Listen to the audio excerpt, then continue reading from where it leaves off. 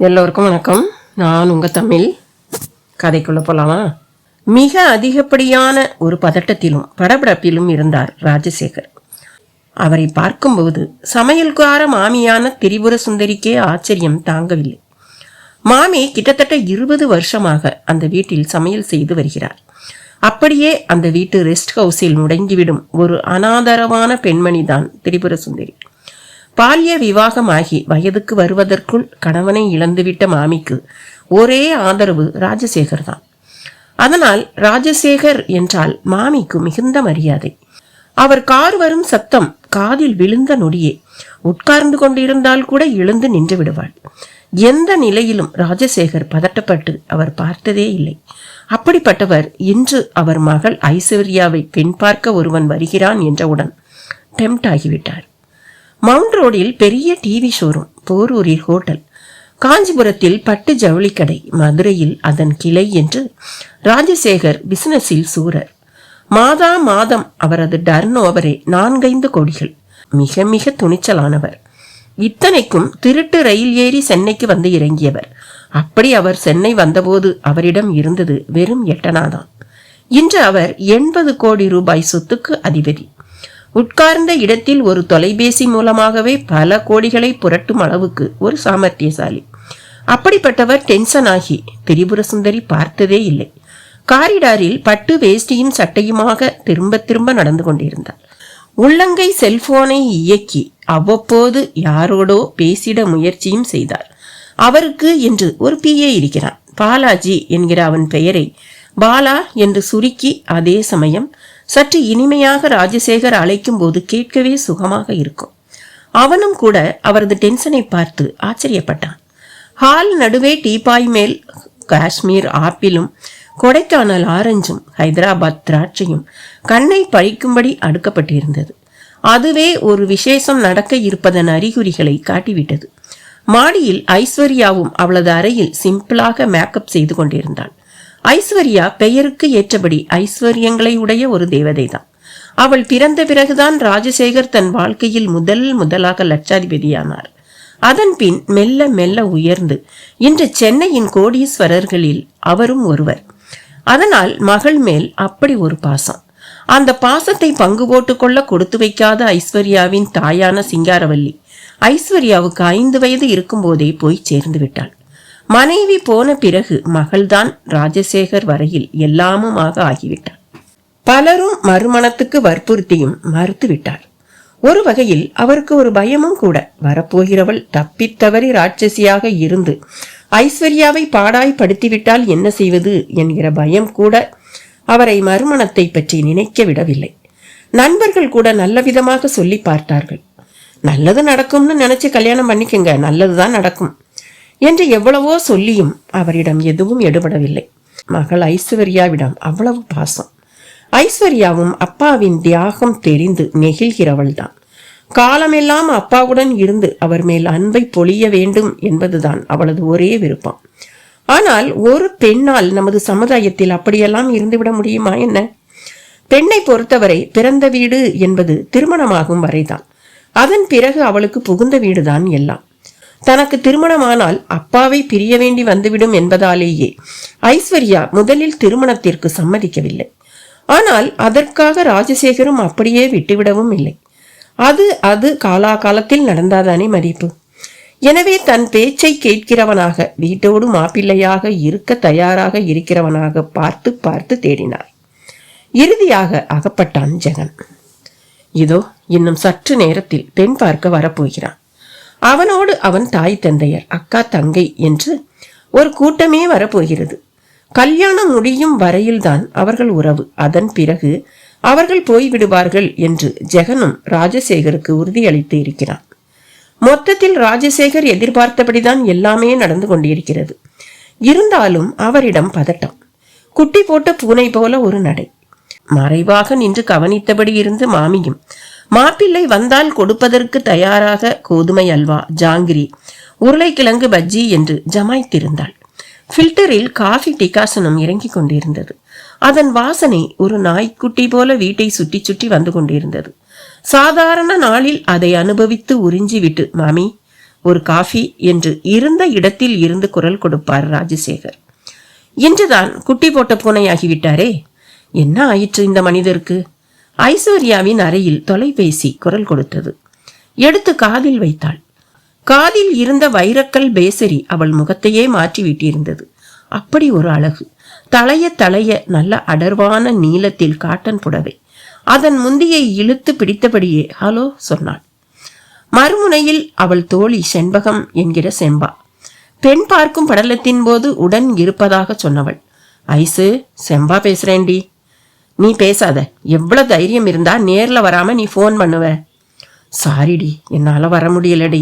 இங்க என் அப்பாவுக்கு திடீர்னு ஹார்ட் அட்டாக். மை காட், அப்புறம்? நல்ல வேலைடி, மைல்டு அட்டாக்கு தான். டயத்துக்கு டாக்டர்கிட்ட கொண்டு போயிட்டோம், தப்பிச்சிட்டார். அதுதான் உன் கூட இருந்து உனக்கு உதவி செய்ய என்னால வர முடியலடி. பரவாயில்ல செம்பா, நீ அப்பாவை பார்த்துக்கோ. இந்த பெண் பார்க்கிற விஷயம் ஒரு ஃபார்மாலிட்டி தானே. அதுலயும் ஜெகன் என்ன, என் வரையில நான் பார்க்காத மாப்பிள்ளையா? அப்பா ஆபீஸ்ல ஒர்க் பண்றவர் தானே. Thanks D. ஃபார்மாலிட்டி ஃபங்க்ஷன்னாலும் அதுவும் நல்லா நடந்தாதானே அழகு. அது நல்லா நடக்க என்னோட வாழ்த்துக்கள் ஐஸ். அந்த பக்கமாக செம்பா வாழ்த்திவிட்டு போனை வைக்க திரும்பினாள் ஐஸ்வர்யா. எதிரில் சற்று கலவரமான முகத்துடன் திரிபுர சுந்தரி மாமி. மாமி, ஒன்றும் இல்லடா, எப்படி ட்ரெஸ் பண்ணிட்டு இருக்கேன்னு பார்க்க வந்தேன். பார்த்தா அப்படி தெரியலையே மாமி. நீ ஆனாலும் கற்பூரம் தான் ஐஸு, உண்மைதான். ஆமா, எதுக்கு உன் அப்பா இப்படி குட்டி போட்ட போன மாதிரி நடந்துட்டே இருக்கார்? மாப்பிள்ள ஆத்துல ஏதாவது சொல்லிட்டாளா? என்ன மாமி சொல்றீங்க? அப்படியெல்லாம் எதுவும் இல்லை மாமி. அப்புறம் ஏன் வாசலை பார்த்தபடியே இந்த நடக்கிறார் உன் அப்பா? மாமி சொல்லவும் கதவை திறந்து கொண்டு மாடியில் இருந்தபடியே கீழே அப்பாவை பார்த்தாள். அவரிடம் அவள் எப்போதும் பார்த்திராத ஒருவித அசுர நடை, முகபாவங்களிலும் ஒரு அசாத்திய கவலை. உடனே கீழே இறங்கி அப்பாவை சமீபித்தாள். அப்பா. என்னப்பா, எதுக்கு இத்தனை டென்ஷன்? ஒன்றும் இல்லைம்மா. ஒன்றும் இல்லையா? நம்ம துணிக்கடை பத்தி எரிஞ்சதா தகவல் வந்தப்ப கூட நீங்க இவ்வளவு டென்ஷன் ஆகலையே. இப்ப இவ்வளவு டென்ஷன்ல இருந்துகிட்டு ஒன்றும் இல்லைன்னா என்னப்பா அர்த்தம்? ஐஸ்வர்யா, தயவு செஞ்சு இப்ப என்னை எதுவும் கேட்காத. நீ உள்ள போய் தயாரா இரு.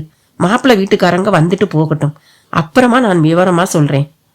அப்ப பிரச்சனை மாப்பிள்ளை வீட்டுக்காரங்க வந்துட்டு போறதுல இல்லையா?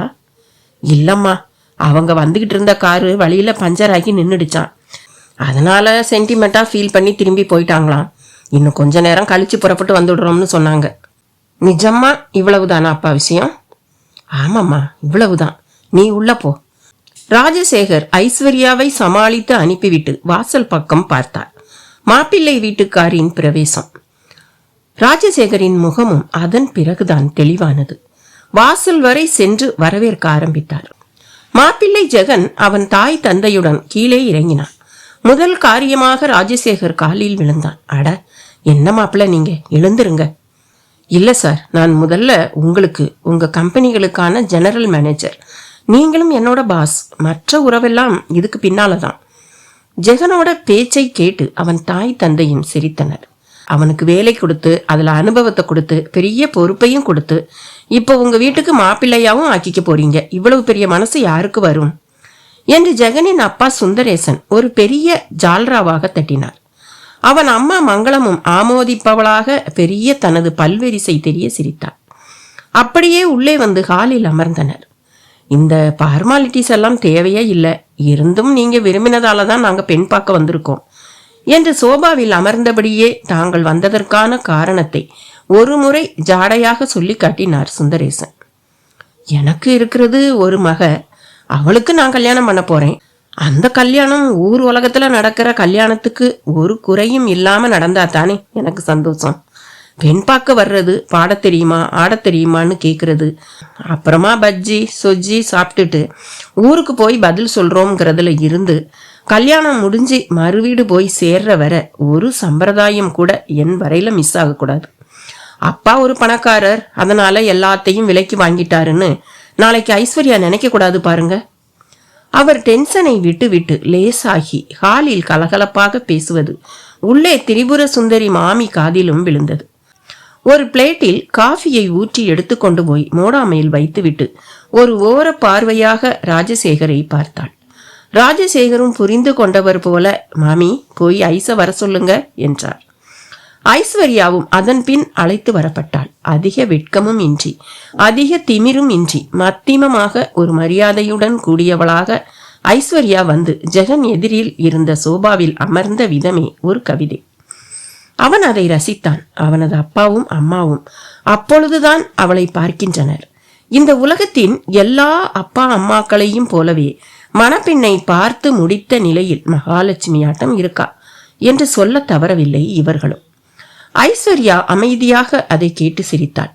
திரிபுர சுந்தரி மாமி விறுவிறுவென்று பஜ்ஜி பலகாரத்தை பிளேட்டில் போட்டு எடுத்து வந்து வைக்க ராஜசேகரும் சாப்பிடுங்க என்றார்.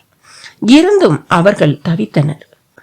சாப்பிடுங்க, சாப்பிட்டுட்டு பையனை பெத்த அப்பா அம்மா மாதிரி என்ன செய்வீங்க, எவ்வளவு செய்வீங்கன்னு கேளுங்க. அப்படியெல்லாம் கேட்டாதானே நீங்க சம்பந்தி.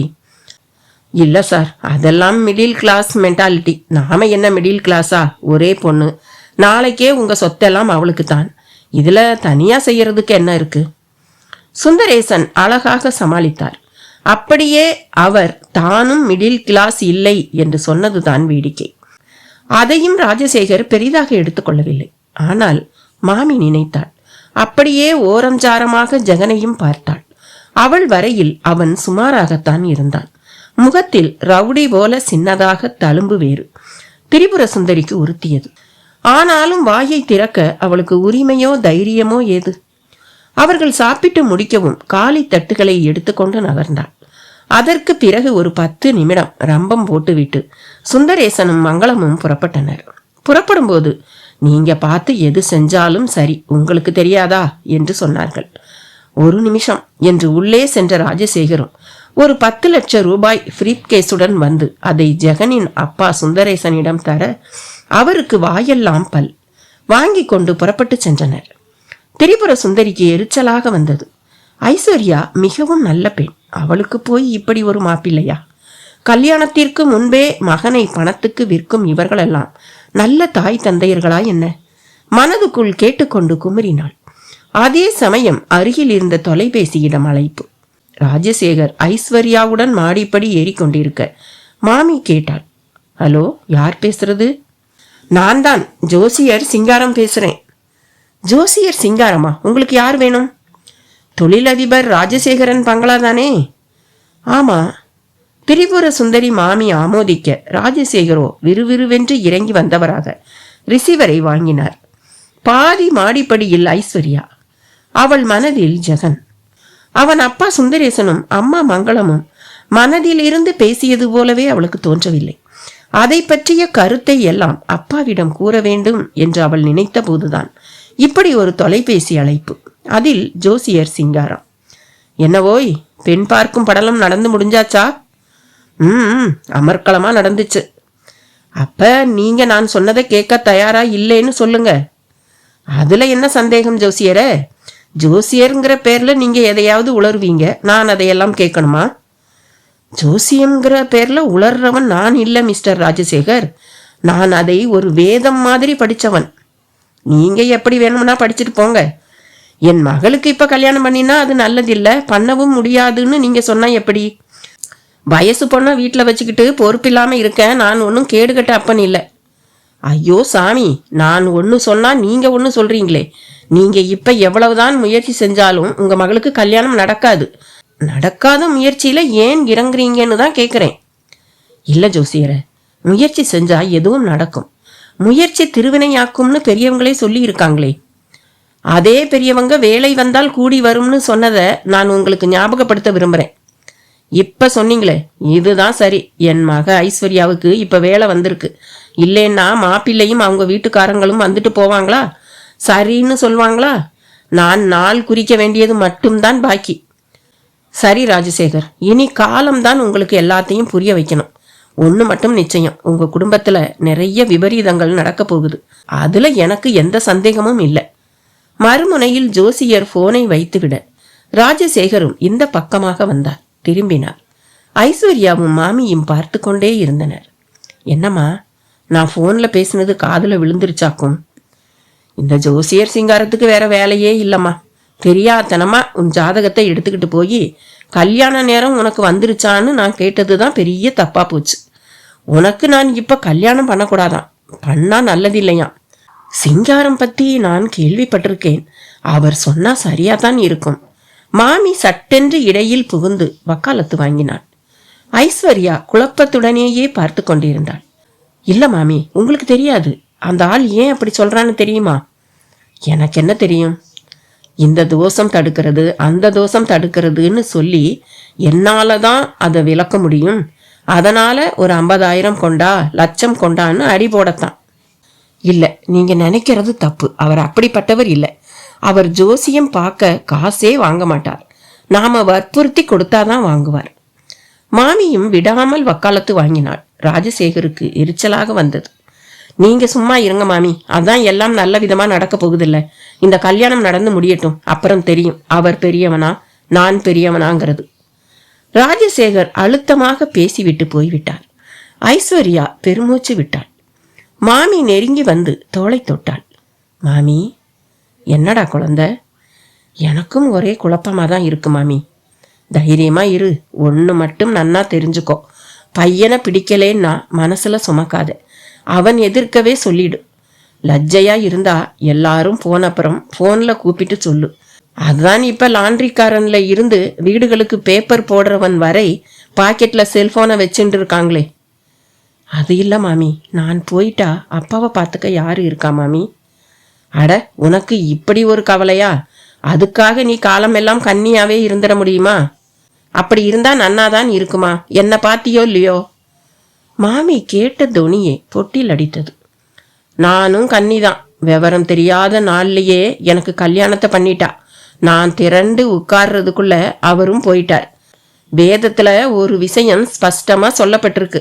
ஒரு கன்னி பொண்ணு வயதுக்கு வந்து 3 தூரம் தான் பிறந்த ஆத்துல குளிக்கலாம். 4வது தூரமே அவ ஆகப்படாது. கொண்டவன் வந்து அதுக்குள்ள ஒரு பிள்ளைய கொடுத்துடணுமா.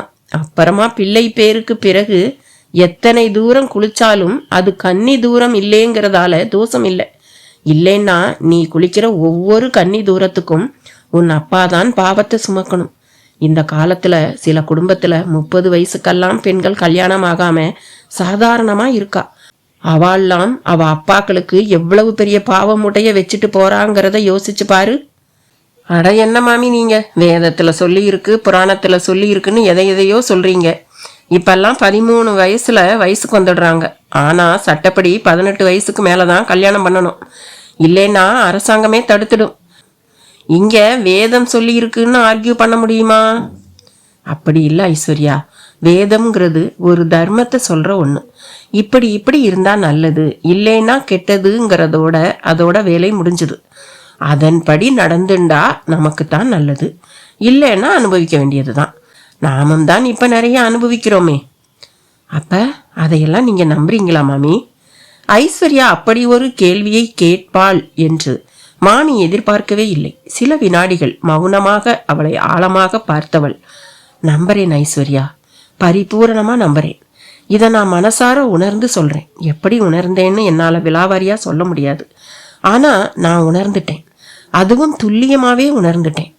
அப்ப ஒரு பெண் அப்பாவுக்காக கவலைப்பட தேவையில்லை, அவ கல்யாணம் பண்ணிக்கிட்டு போறதுதான் உங்க வரையில தீர்மானமான முடிவா? ஆமாம்மா, நீ உன் அப்பா மேல வச்சிருக்கிற பாசத்தை நான் குறை சொல்லல.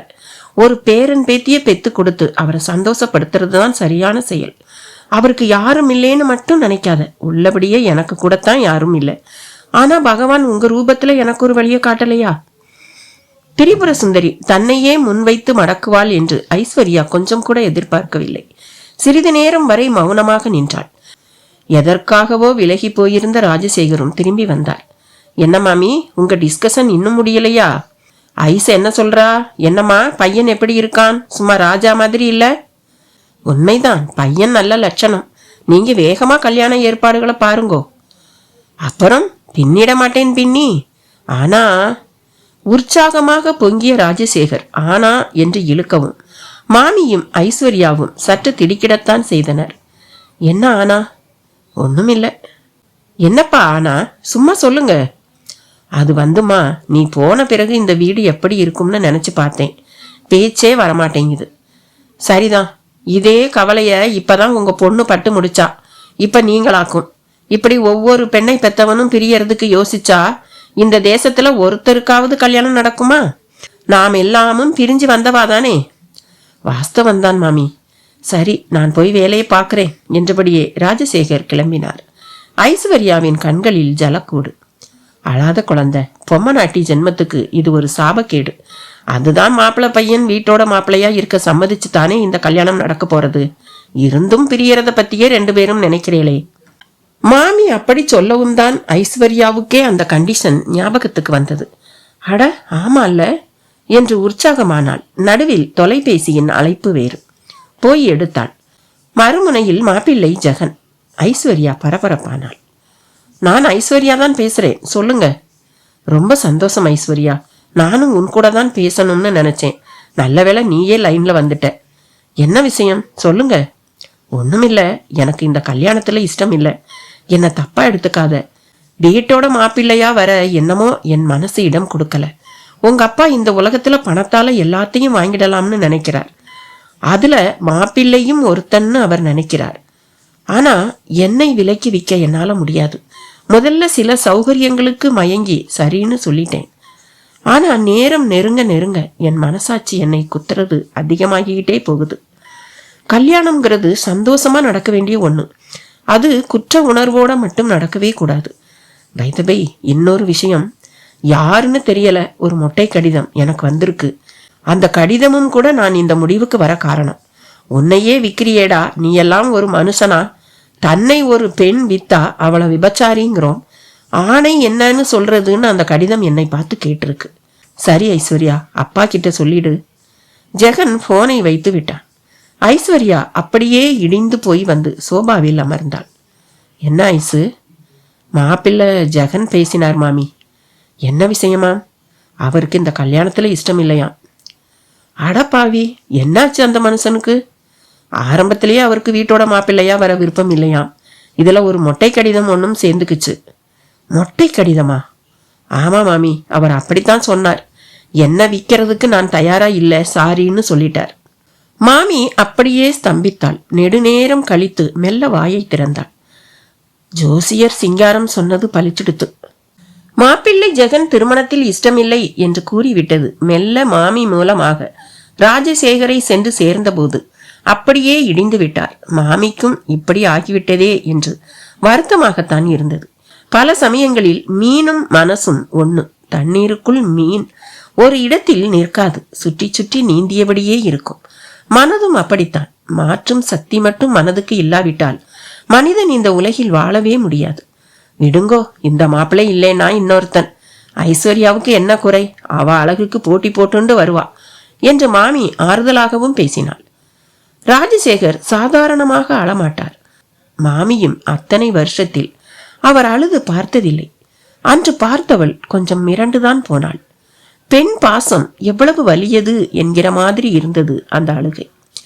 கூடவே ஜோசியர் சிங்காரம் சொன்னதும் நினைவுக்கு வந்தது. ஜோசியர் சிங்காரம் சொன்ன மாதிரி நீங்க கொஞ்சம் விட்டு கூட பிடிக்கலாம் என்று சொன்னவளை பட்டென்று பொறி பறக்கும் கோபத்துடன் பார்க்க தொடங்கி விட்டார் ராஜசேகர். இல்ல மாமி, இது அந்த ஆளோட வேலையா கூட இருக்கலாம். அவன்தான் மொட்டை கடுதாசி எழுதி போட்டிருக்கான். அவன் சொன்னபடிதான் நடக்கணும்னு நிரூபிக்க நினைச்சு கூட இப்படி நடந்திருக்கலாம் என்றார் வேகமாக சிவந்த முகத்துடன். இல்ல, அவர் அப்படிப்பட்டவர் இல்ல. நீங்க கொஞ்சம் நான் சொல்றதை கேளுங்கோ. நான் அவருக்காக சொல்லல. இந்த வடு கொஞ்சம் மாறட்டும். இது ஒன்னும் வடுவெல்லாம் இல்ல மாமி. பாருங்க, இன்னும் 2 நாள்ல அந்த ஜெகனை விட பெரிய மாப்பிள்ளைய என்னோட ஐஸ்வர்யாவுக்காக கொண்டு வந்து நிறுத்துறேன். ராஜசேகர் போட்டி போட தொடங்கி விட்டார். மாமிக்கோ பிள்ளையார் பிடிக்க குரங்காகிவிட்டது. ஐஸ்வர்யாவிடம் வந்து ராஜசேகர் அடுத்த மாப்பிள்ளைக்கு தயாராகி விட்டதை கூறவும் தலையில் கை வைத்து கொண்டாள். 2 நாள் கழித்த ஒரு சாயந்தர வேளை. ராஜசேகரின் பங்களா முகப்பில் வேம்பும் புங்கையும் பூத்து சொரிந்த வண்ணம் இருந்தது. தரையில் மண்ணே தெரியாதபடிக்கு அந்த மரங்கள் உதிர்த்த பூக்கள். பக்கவாட்டில் பலவிதமான பூச்செடிகள். சற்று தள்ளி ஒரு பெரிய நாகலிங்க மரம். ஸ்ப்ரே செய்தது போல அதன் வாசம் அந்த பிராந்தியத்தையே கிரங்கடித்துக் கொண்டிருந்தது. அதில் ஒரு கிளையில் பெரிய தேனடை. பிழிந்தால் ஒரு அண்டா தேன் தேரும். சாதாரணமாக ஒரு மனையில் பூக்கள் பூத்தால் அது விசேஷம். தோஷமுள்ள இடங்களில் தலைகீழாக நின்றாலும் பூக்கள் பூக்காது.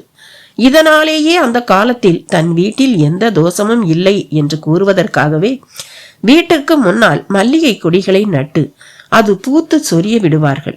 இந்த விஷயம் தெரிந்தவர்களும் அந்த வீட்டை பற்றி விளங்கிக் கொள்வார்கள். இந்த வரிசையில் ஒரு வீட்டில் தேன் கூடு கட்டுவது என்பது மிகவும் விசேஷமானது. தேன் கூடு என்பது செல்வத்தை குறிப்பது. பலர் ஒன்று சேர்ந்து உழைத்து செல்வம் திரட்டி ஒரு இடத்தில் குவித்து அதை ஒருவருக்கு உரியதாக்க போகிறார்கள் என்பது சூட்சம பொருள்.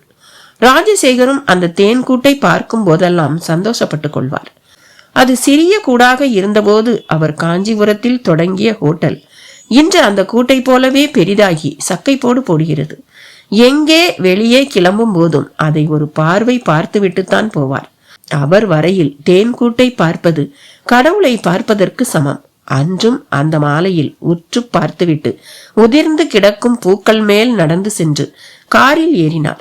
மாடி பால்கனி வழியாக பார்த்தபடியே இருந்தாள் ஐஸ்வர்யா. அப்போதுதான் ஆபீஸில் இருந்து வந்தவருக்கு உடனே என்ன வேலை? அதுவும் குளித்து முடித்து தேன் கூட்டையும் பார்த்துவிட்டு கிளம்புகிறார் என்றால் ஏதோ பலமான காரணம் இருக்கிறது என்பதை யூகித்து கொண்டாள். அவளுக்கு அந்த வீட்டை பொறுத்த மட்டில் எல்லாமே மாமிதான். மாமியை பார்க்க ஓடினாள். மாமி, வா ஐசு. என்ன பேர் மாமி இது? ஐஸ்வர்யான்னு முழுசா கூப்பிடுங்களேன். நீ வந்த விஷயத்த சொல்லு. அப்பா அவசரமா வெளியே போறார். அது என்ன அதிசயமா? தினசரி நடக்கிற விஷயம்தானே. அது இல்ல மாமி, அவர் கிளம்புறதுக்கு முந்தி பையனா நான் நேர்ல பார்க்கணும் பேசணும் எல்லாம் யார் கூடவோ டெலிஃபோன்ல பேசிட்டு இருந்தார். ஓ, அப்படின்னா உனக்கு மாப்பிள்ளை பார்க்க கிளம்பிட்டாருன்னு சொல்லு. அப்படித்தான் தெரியறது மாமி. இப்ப என்ன மாமி பண்றது? ஒன்னும் பண்ணாதே. அவருக்கும் இப்ப உனக்கு எப்படியாவது கல்யாணம் பண்ணணுங்கிற எண்ணம் வந்துடுத்து. அதுலயும் அந்த ஜோசியர் சிங்காரம் வேற உனக்கு இப்ப கல்யாணம் நடக்காதுன்னு சொன்னத அவரால் ஜீரணிக்கவும் முடியல. நடத்தி காட்டுறேன் பாருன்னு கிளம்பின்னு இருக்கார். அவர் ஒருத்தர். ஜோசியக்காரங்க இதையெல்லாம் எதுக்கு மாமி சொல்றாங்க? பைத்திய மாதிரி பேசாத ஐசு. நீ போய் ஜாதகத்தை காட்டி கேட்டா நல்லதோ கெட்டதோ உள்ளத சொல்றவன் தானே நல்ல ஜோசியன். அப்ப அவர் என்னோட ஜாதகத்தை பார்த்துதான் அப்படி சொல்லி இருக்காரா மாமி? பின்ன அதை ஏன் அப்பா கேட்க மாட்டேங்கிறார்? இதுக்கு நான் என்னத்த பதில் சொல்ல? பொதுவா சிலர் அவ என்ன நினைக்கிறாளோ அதன்படியே எல்லாரும் நடந்துக்கணும்னு ஆசைப்படுவா, எதிர்பார்க்கவும் செய்வா. அவளுக்கு எதிராக ஒரு சின்ன விஷயம் சொன்னாலும் கோபம் வந்துடும். உன் அப்பாவும் அந்த ரகம்தான்னு நினைக்கிறேன். அப்படிப்பட்டவங்க எதுக்கு மாமி ஜோசியர்கிட்ட போகணும்? இது அப்படி இல்ல ஐசு. இதே ஜோசியர் உங்க அப்பா நினைக்கிற மாதிரியே பாசிட்டிவா சொல்லி இருந்தாருன்னு வையி, ஒரு பிரச்சனையும் இல்லை. அதான் சொல்லலைன்னு சொல்றீங்களே, அங்கதான் இருக்கு உங்க அப்பா யாருங்கிறது. ஜோசியர் தனக்கு சாதகமா தான் விரும்புற ஒரு பதிலை சொல்வார்னு நினைச்சுதான் போயிருக்கார். ஆனா உன் ஜாதகம் அப்படி இல்லாததால அவர் ஏருக்கு மாறா சொல்லும்படி ஆயிடுத்து. அப்படின்னா ஜோசியர் சொன்னபடிதான் நடக்குமா மாமி? மற்ற ஜோசியர்கள் பற்றி எனக்கு தெரியாத ஐசு. சிங்காரம் சொன்னா சொன்னதுதாங்கிறது என்னோட அபிப்பிராயம். நிஜமா? நிஜமா என்ன நிஜமா? என்னை கேட்டா சத்தியம் கூட பண்ணுவேன். அப்ப இந்த தடவையும் அப்பா முயற்சியில தோல்விதானா? வேண்டாம் ஐசு, இதுக்கு மேல என் வாயை கிளறாத. என் வரையில உனக்கு கல்யாணம் நடக்கணும். அது ஜோசியப்படி நடக்காதுன்னே வச்சுண்டாலும் அந்த ஜோசியத்தை மட்டும் நான் நம்ப தயாரா இல்லை. ஏன்னா நீ என் குழந்தை. உனக்கு கல்யாணம் ஆகி நீ நல்லபடி வாழணும். அதை நானும் பார்க்கணும். மாமி சொல்லும் போதே கரகரவென்று அழ ஆரம்பித்து விட்டாள். வீட்டு ஹாலில் அமர்ந்து டிவி பார்த்து கொண்டிருந்தார் ராமநாதன். வாசலில் கார் நிற்கவும் எட்டி பார்த்தார். ராஜசேகரன் இறங்கி வருவதை பார்க்கவும் வேகமாக எழுந்து வந்து வரவேற்றார். வா ராஜசேகரா, வா வா. வாய் நிறைந்த வரவேற்பு. என்ன இருந்தாலும் பால்ய நட்பாயிற்றே. ராமநாதா, சொன்ன மாதிரியே அரை மணில வந்துட்டேன் பாத்தியா? ஆமாமா, தலை தெரிக்கிற வேகத்துல கார் ஓட்டிக்கிட்டு வந்திருக்கேன்னு பார்த்தாலே தெரியுது. எல்லாம் உன்னை பார்க்கணுங்கிற ஆசைதான். ஆமா, எங்க உன் மகன் கிருஷ்ணா? இருக்கான்பா. முதல்ல உள்ள வந்து உட்காரு, பிறகு மற்ற விஷயமெல்லாம் பேசுவோம். ராமநாதன் இழுத்து பிடித்து அமர்த்தினார். ராமநாதன் மனைவி பார்வதி காஃபியோடு வந்து வணக்கம் சொன்னாள். இதே ஊர்ல இருந்தும் ஆடிக்கு ஒரு நாள் அமாவாசைக்கு ஒரு நாள்னு தான் வர்றீங்க என்று அழுத்து கொள்ளவும் செய்தாள். இனி அடிக்கடி வருவேன், வந்துதானே தீரணும். ராஜசேகர் அப்படி சொல்லவும் ஆச்சரியப்பட்டாள். எங்கம்மா நேரம் இருக்குது என்றுதான் சொல்வார். இல்லாவிட்டால் ஊரிலேயே இல்லை என்பார். அவரா இன்று இப்படி பேசுகிறார்? பார்வதி, என்ன அப்படி பார்க்கற? ராஜசேகர் இனி எனக்கு சிநேகிதன் மட்டும் இல்ல, சம்பந்தியும் கூட. ராமநாதன் எடுத்து கொடுக்க ராஜசேகரும் பிடித்து கொண்டார். ஆமாம்மா, கையில வெண்ணைய வச்சுக்கிட்டு நெய்க்கு அலைய நான் தயாரா இல்லை. உங்களுக்கும் தெரியும், எனக்கு ஒரே மகள். அவளை புதுசா யாருன்னே தெரியாத ஒரு பையனுக்கு கட்டி கொடுத்துட்டு வயிற்றுல நெருப்ப கட்டிக்கிட்டு இருக்க என்னால முடியாது. அதுக்கு நல்லா தெரிஞ்ச உங்க பையன் எனக்கு எல்லா வகையிலும் மேலா தெரியறான். அதுதான் ராமநாதன் கிட்ட கேட்டேன். இவன் வாய பொழந்துட்டான். டேய், உன் ஸ்டேட்டஸ் எங்க, என் ஸ்டேட்டஸ் எங்கன்னு ஆரம்பிச்சுட்டான். ஸ்டேட்டஸ் என்னம்மா ஸ்டேட்டஸ் போடலங்கா, பழக்கமும் பண்பாடும் தானே பெருசு. என் கம்பெனியே நாளைக்கே உங்க மகன் கிருஷ்ணா பார்த்துக்கிட்டா கிருஷ்ணாவும் ஒரு முதலாளி தானே. ராஜசேகர் பேசுவதை பார்த்தால் அவர் முடிவே செய்துவிட்டது போலத்தான் தோன்றியது. பார்வதி மிரள மிரள பார்த்தாள். அவள் கனவில் கூட நினைத்து பார்த்திருக்காத ஒரு விஷயம் இது. ராமநாதன் ஒரு பள்ளிக்கூட வாத்தியார். பென்ஷன் வருகிறது. கிருஷ்ணாவும் எம்காம் வரை படித்துவிட்டு உள்ளூரில் ஒரு பைப் கம்பெனியில் 4000 சம்பளத்தில் ரெப்ரசன்டேட்டிவாக இருக்கிறான். மிகவும் நடுத்தரமான குடும்பம். ஆனால் கண்ணியத்திற்கு குறைவில்லை. நாளைக்கு ராஜசேகர் மனது வைத்தால் விருப்பம் போல ஆட்டி வைக்கவும் முடியும். இருந்தும் பார்வதி வேகமாக சந்தோஷத்தை காட்டாமல் மலங்க மலங்கவே பார்த்தாள். என்ன பார்வதி? ஒண்ணுமில்ல, நம்ம கிருஷ்ணா என்ன சொல்வான்னு தெரியலையே. அவன் சொல்ல என்ன இருக்கு? அதிர்ஷ்ட தேவதை தேடி வரும்போது சரின்னு சொல்றவன் தானே புத்திசாலி. அது சரி, ஊர்ல இருக்கிறவங்கெல்லாம் இதை எப்படி எடுத்துக்குவாங்கன்னு தெரியலையே. என்னம்மா நீ? யார் என்ன சொல்லிட போறாங்க? பொறாமை வேணும்னா படுவாங்க. இல்ல பார்வதி மென்று விழுங்கினாள். சரிப்பா ராமநாதா, உன் பொண்டாட்டிக்கு இஷ்டம் இல்லாத மாதிரி தெரியுது. இதுக்கு மேல நான் வலியுறுத்தினா அப்புறம் என்கிட்ட ஏதோ பலவீனம் இருக்குங்கிற மாதிரி ஒரு எண்ணம் வந்துடும். ஆகையால என்னோட விருப்பத்தை நான் மூட்டை கட்டிக்கிறேன். அப்ப நான் புறப்படுறேன். ராஜசேகர் சட்டென்று முடிவுக்கு வந்து டாப் கியரில் மாறும் காரை போல வேகமானார். அது பார்வதியை ஒரு கலக்கு கலக்கிவிட்டது. அட என்னங்க நீங்க இப்படி அவசரப்பட்டா எப்படி? பிரச்சனை உங்ககிட்ட இல்ல, எங்க கிட்டதான். நீங்க என்னதான் ஸ்டேட்டஸ் பார்க்கலேனாலும் நாங்க கொஞ்சமாவது கல்யாண செலவுன்னு பண்ணாதானே நல்லா இருக்கும். குறைஞ்சபட்சம் எங்க வீட்டு பங்குன்னு ஒரு 5 பவுன்ல தாலி கொடி கூட பண்ணாட்டி நல்லா இருக்குமா? அதெல்லாம் உங்க பிரியம் தானேம்மா. நீங்க இப்படி பெருந்தன்மையா சொல்லலாம். நாளைக்கு யாராவது பையனை ஒண்ணும் இல்லாம நான் உங்களுக்கு வித்துட்டேனோ இல்ல உங்ககிட்ட நாங்க பணம் வாங்கிட்டோம்னோ சொல்லக்கூடாது பாருங்க. பார்வதி, நீ நம்மளை பத்தி கவலைப்படல.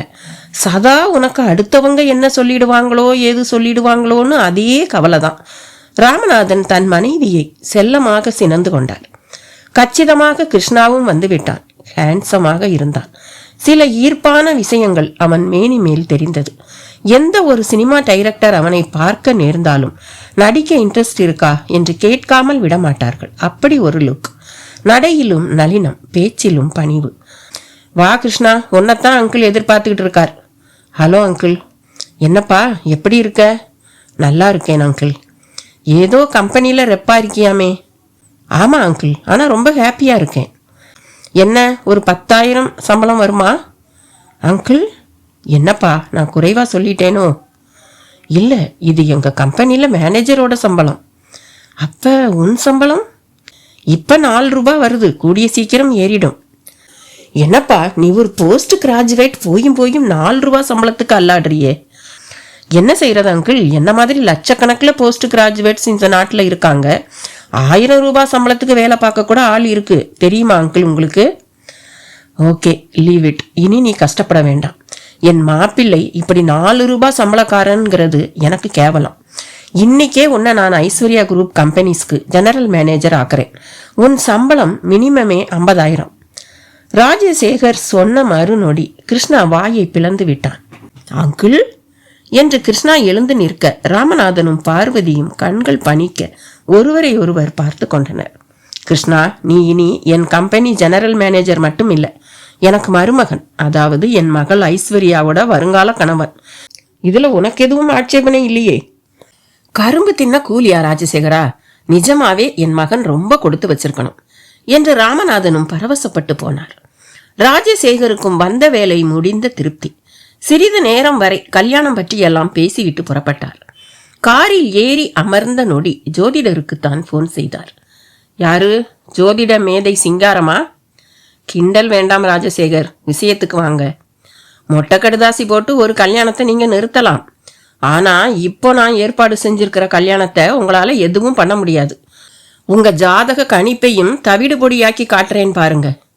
என்ன ராஜசேகர் இது? நான் எதுக்கு மொட்டை கடிதம் எல்லாம் போடுறேன்? ஏன் இப்படி பழி சுமத்துறீங்க? போதும் ஜோசியரை, பசப்பாதீங்க.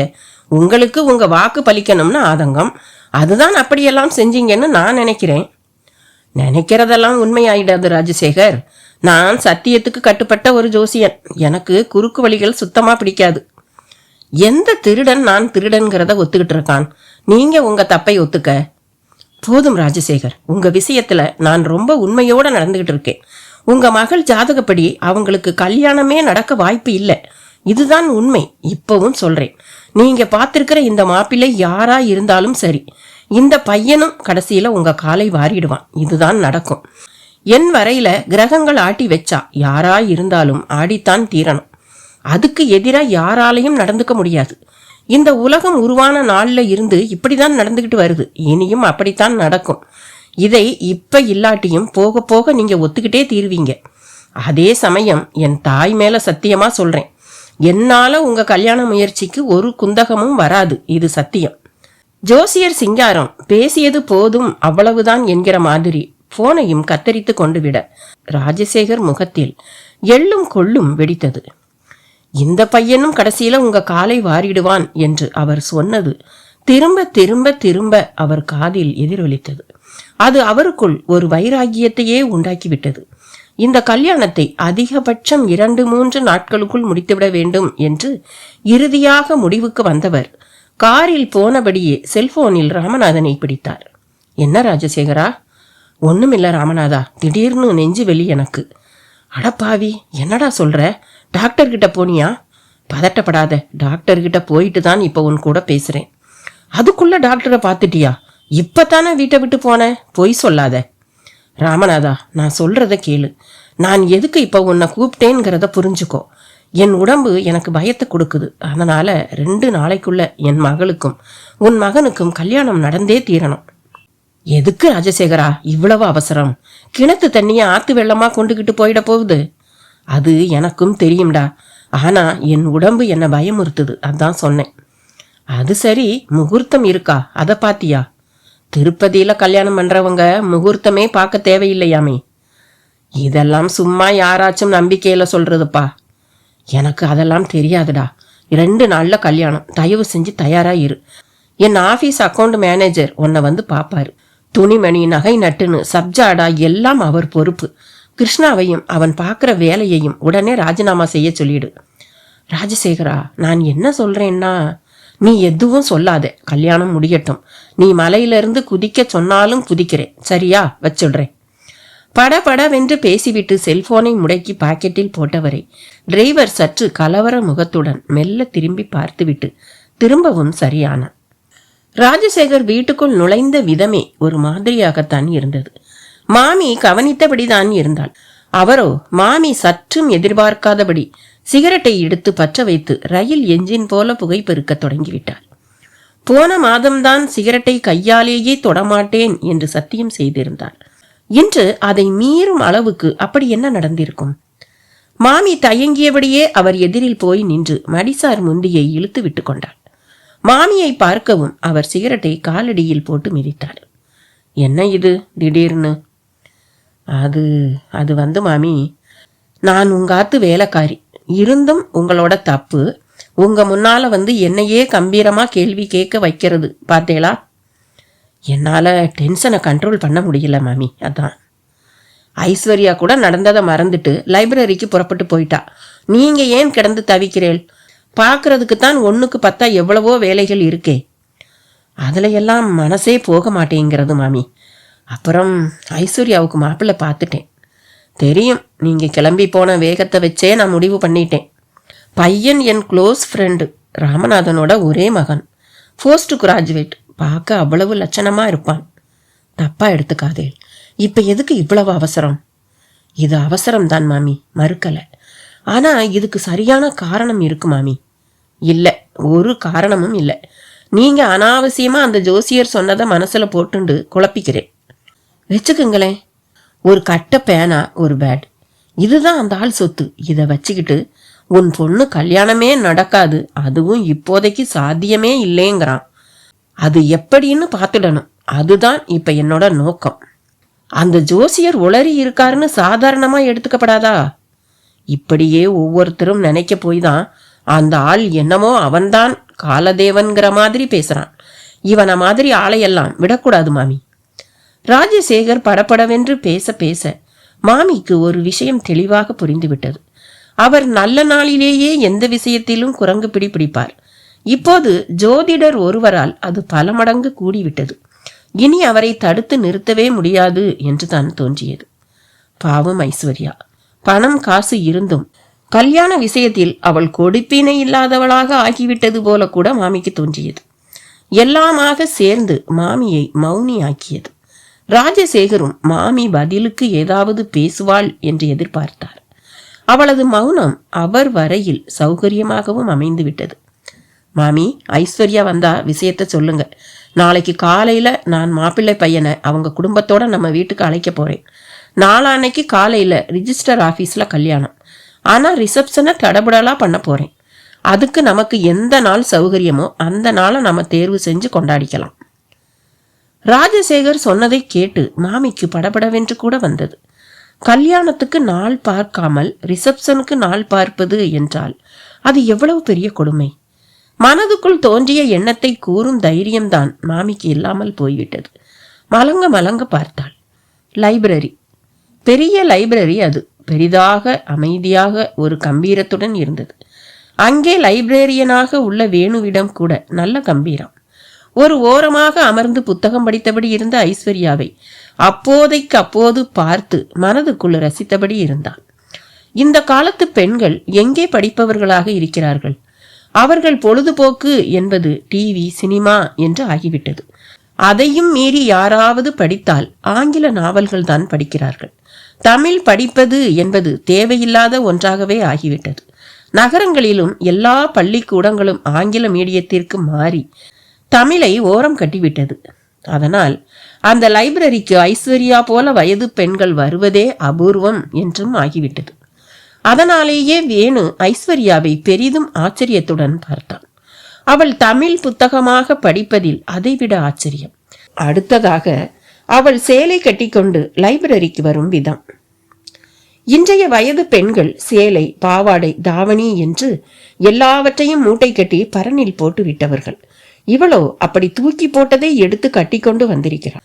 எல்லா விதத்திலும் வித்தியாசமாக தெரிவதை பார்த்து பார்த்து நினைத்து நினைத்து ரசித்தான். அவளோடு நெருக்கமாக பழக வேண்டும், பேச வேண்டும் என்று கூட ஆசைப்பட்டான். ஆனால் ஒரு சரியான ஓப்பனிங் தான் அவனுக்கு கிடைக்கவில்லை. அதற்காக தவம் செய்யக்கூட தயாராக இருந்த அவன் எதிரில் அவளும் புன்னகையோடு புத்தகத்தை மூடி வைத்துவிட்டு விலகிச் செல்ல தொடங்கினான். கடிகாரத்தை பார்த்தான். மணி 8. அவள் சரியான நேரத்தில் தான் புறப்பட்டு சென்றிருக்கிறாள். லைப்ரரியை மூடும் நேரம். அவனும் எழுந்தான். மளமளவென்று ஷட்டர்களை அடைத்து ஆங்காங்கே கிடந்த புத்தகங்களை பொறுக்கி வந்து அடுக்கி வைத்து விளக்குகளையும் அணைக்க தொடங்கினான். அப்போதுதான் அந்த செல்போன் கண்ணில் பட்டது. ஐஸ்வர்யா உட்கார்ந்து கொண்டு படித்த அதே இடம். அவள்தான் மறந்து வைத்துவிட்டு போய்விட்டாள் என்பது அவனுக்கு தெரிய வர அவனுக்குள் ஒரே உற்சாகம். விறுவிறுவென்று லெட்ஜர் புக்கை எடுத்து அதில் அவளது முகவரியை தேடி ஒரு துண்டு தாளில் குறித்து கொண்டான். ஒரு மூலையில் அந்த லைப்ரரி உதவியாளர் கிழிந்த புத்தகங்களை பொறுக்கி எடுத்து வந்து ஒட்டி கொண்டிருந்தார். அவரை அழைத்து லைப்ரரியை பூட்டிக் கொண்டு போகச் சொல்லிவிட்டு படு வேகமாக ஐஸ்வர்யாவை அவள் வீட்டில் சந்திக்க கிளம்பிவிட்டான். அவன் வீடு என்று நினைத்து வந்த இடத்தில் தோட்டத்துடன் கூடிய பங்களாவை பார்க்கவும் பகீர் என்றது. அணுகக்கூடிய உயரத்தில்தான் ஐஸ்வர்யா இருப்பாள் என்று கற்பனை செய்தது எவ்வளவு பெரிய தவறு என்று அவனுக்குள் உறுத்தியது. எதற்கோ வெளியில் வந்த மாமி வேணுவை பார்த்துவிட்டு கொஞ்சமாக நிமிர்ந்து, யாரது என்று கேட்டாள். அவளை பார்க்கவும் சற்று முன்னால் வந்தவன், இதுதான் ஐஸ்வர்யா மேடம் வீடா? ஆமா, உங்களுக்கு என்ன வேணும்? நான் ஒரு லைப்ரரியன். எங்க லைப்ரரிக்கு ஐஸ்வர்யா படிக்க வந்தாங்க. வந்த இடத்துல இந்த செல்போனை மறந்து விட்டுட்டு போயிட்டாங்க. அதான் கொடுத்துட்டு போக வந்தேன். அடடே, ஐசா மறந்து போனா? ஆச்சரியமா இருக்கே. சரிப்பா, நீ என்கிட்ட கொடு, நான் கொடுத்துடுறேன். நீங்க? நான் ஐஸ்வர்யாவுக்கு அம்மா மாதிரி. அம்மா மாதிரின்னா அவங்களுக்கு அம்மா இல்லையா? அவ இருந்தா நான் ஏன் இங்கே சமையல்காரியா இருக்கேன்? இப்ப அவங்க உள்ள இல்லையா? இருக்கா. அவளுக்கும் அவங்க அப்பாவுக்கும் ஒரே ஆர்கியூமெண்ட். 2 நாள்ல கல்யாணம் வேற அவளுக்கு. என்னது, அவங்களுக்கு கல்யாணமா? ஆமாப்பா, திடீர்னு முடிவாயிடுச்சு. சரி, நீ கிளம்புப்பா. பொறுப்பா எடுத்துட்டு வந்து கொடுத்ததுக்கு ரொம்ப நன்றி. திரிபுர சுந்தரி மாமி வேணுவை சுக்கு நூறாக்கி விட்டாள். அவனுக்கு பெரிய ஏமாற்றமாக இருந்தது. மாமி சொன்னது சரிதான். வீட்டிற்குள் ஐஸ்வர்யாவும் ராஜசேகரும் முட்டிக்கொள்வது தெளிவாக காதில் விழுந்தது. இந்த அவசரம் ஆனாலும் ஆபத்துப்பா. என்ன புரிஞ்சுக்கோம்மா. என்னத்தை புரிஞ்சுக்கிறது? மாப்பிள்ளைய நீங்க மார்க்கெட்ல காய் வாங்குற மாதிரி நினைச்சு வாங்குறது பெரிய தப்புப்பா. இந்த பையன் ரொம்ப நல்ல பையன்மா. இருக்கட்டும், 2 நாள்ல எதுக்கு கல்யாணம் பண்ணணும்? ஒரு 5-6 மாசம் போகட்டுமே. நானும் கொஞ்சம் பழகி புரிஞ்சுப்பேன்ல. கல்யாணத்துக்கு பிறகு புரிஞ்சுக்கோம்மா, ஒரு தப்பும் இல்லையே. உளராதீங்கப்பா, புரிஞ்சுக்கிட்டு தான் கல்யாணம் பண்ணிப்பாங்க. இருவரும் முட்டி மோதிக்கொள்வது வேணுவின் காதில் விழ அவன் முகத்திலும் அதன் எதிரொலிகள். சிறிது குழப்பத்தோடு மாமியை பார்த்தான். நீ கிளம்புப்பா என்று அவனை கத்தரிப்பதிலேயே குறியாக இருந்தாள் மாமி.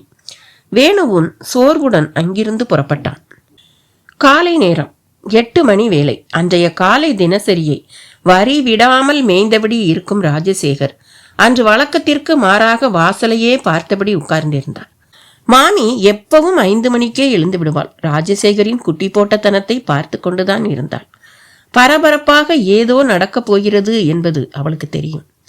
முதல் நாள் மாப்பிள்ளை பார்த்து மறுநாளே திருமணம் செய்து கொள்ளப் போகும் ஒரு கொடுமை எல்லாம் ஐஸ்வர்யாவுக்குத்தான் நேர முடியும் என்று நினைத்து கொண்டவள் தலையில் அடித்து கொண்டாள். பெற்றவள் உயிரோடு இருந்திருந்தால் இப்படி ராஜசேகர் நடந்து கொள்ள விடுவாளா என்றும் அவளுக்குள் ஒரு எண்ண ஓட்டம். அதை கலைப்பது போல வாயில் பக்கம் மோட்டார் பைக் சத்தம். மாப்பிள்ளை கிருஷ்ணாதான் மிடுக்காக வந்து இறங்கி கொண்டிருந்தான். அவனை மாமியும் சமையல் கட்டு ஜன்னல் வழியாகவே பார்த்தாள். பின் வேகமாக வந்து காலை ஒட்டிய வராண்டாவில் வந்து நின்று கொண்டான். கிருஷ்ணா புதிதாக வருகிறவன் என்பதால் ஒருவித தேடலுடன் வந்தான். எங்கே யார் இருக்கிறார்கள் என்பது தெரியாத ஒரு தேடல். அவன் வரும் நேரமாக பார்த்து டாய்லெட்டுக்குள் நுழைந்திருந்தார் ராஜசேகர். மாமி அதை உணர்ந்து மளமளவென்று முன்னால் வந்தாள். நீங்க? என் பேர் கிருஷ்ணா. இதுதானே ராஜசேகர் சார் வீடு? ஆமா. நீங்க தானே மாப்பிள்ள தம்பி? சாரிம்மா, மாப்பிள்ளன்னு மிஸ்டர் ராஜசேகர் முடிவு பண்ணியிருக்கலாம். ஆனா நான் பண்ணல. ஐயோ, என்னாச்சு? ஏன் இப்படியெல்லாம் பேசுறேன்? சாரிம்மா, வெரி சாரி. நான் இப்ப வந்திருக்கிறது எனக்கு இந்த கல்யாணத்துல இஷ்டமில்லைன்னு சொல்ல. இஷ்டம் இல்லையா? என்ன திடீர்னு? திடீர்னு ஒன்றும் நான் சொல்ல வரல. நேத்து ராத்திரி தான் கல்யாண பேச்சே எழுந்தது. 48 மணி நேரத்துல ஒரு கல்யாணம்ங்கிறத என்னால நினைச்சு பார்க்க முடியல. இந்த உலகத்துல ஒரு சில மணி நேரங்கள்ல கூட கல்யாணங்கள் முடிவாகி நடந்திருக்கு. அதுக்கு சரியான காரணங்கள் இருந்திருக்கு. இந்த கல்யாணத்துக்கு அப்படி ஒரு காரணமும் இருக்கிற மாதிரி எனக்கு தெரியல. அது மட்டும் இல்லாம ராத்திரி ஒரு அனாமதேய போன் கால் வேற. அது உங்க பொண்ணு யாரையோ காதலிக்கிறதாகவும் அந்த காதலை முறியடிக்கத்தான் ராஜசேகர் இவ்வளவு அவசரப்படுறதாகவும் சொல்லிச்சு. இது உண்மையோ பொய்யோ, என் வரையில கல்யாணம் ஒரு முறைதான் நடக்க போகுது. அதை நான் அதுக்குரிய அழகோட தான் பண்ணிக்க விரும்புறேன். மொத்தத்துல இவரோட பணம் காசுக்கு ஆசைப்பட்டு நான் இந்த கல்யாண வலையில விழ தயாரா இல்லை.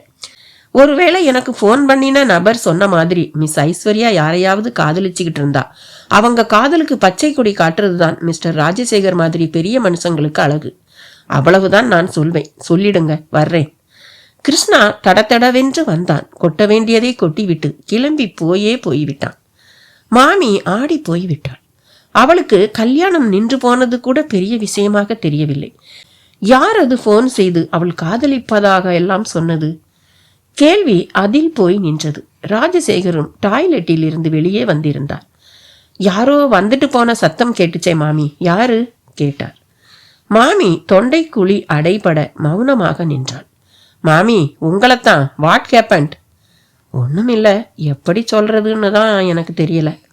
என்ன, ஐஸ்வர்யா உங்க மூலமா இந்த கல்யாணம் எனக்கு வேண்டாம்ங்கிறாளாக்கும். ஐ ஆம் சாரி, நான் முன் வச்ச காலை எடுக்கிறதா இல்லை. நீங்க முன்னையும் வைக்க வேண்டாம், பின்னையும் வைக்க வேண்டாம். அதுக்கு அவசியமே இல்லாம போயிடுது. புரியும்படி சொல்லுங்க மாமி. அந்த கிருஷ்ணாங்கிற பையன்தான் வந்துட்டு போறான். என்னது, கிருஷ்ணாவா? மாப்பிள்ள கிருஷ்ணாவா? அவன் பேரு கிருஷ்ணா, ஆனா அவன் மாப்பிள்ள கிருஷ்ணா எல்லாம் கிடையாது. மாமி என்ன உளர்றீங்க? உளரல, அந்த அம்பி அப்படித்தான் சொன்னான். உங்ககிட்டையும் சொல்ல சொன்னான்.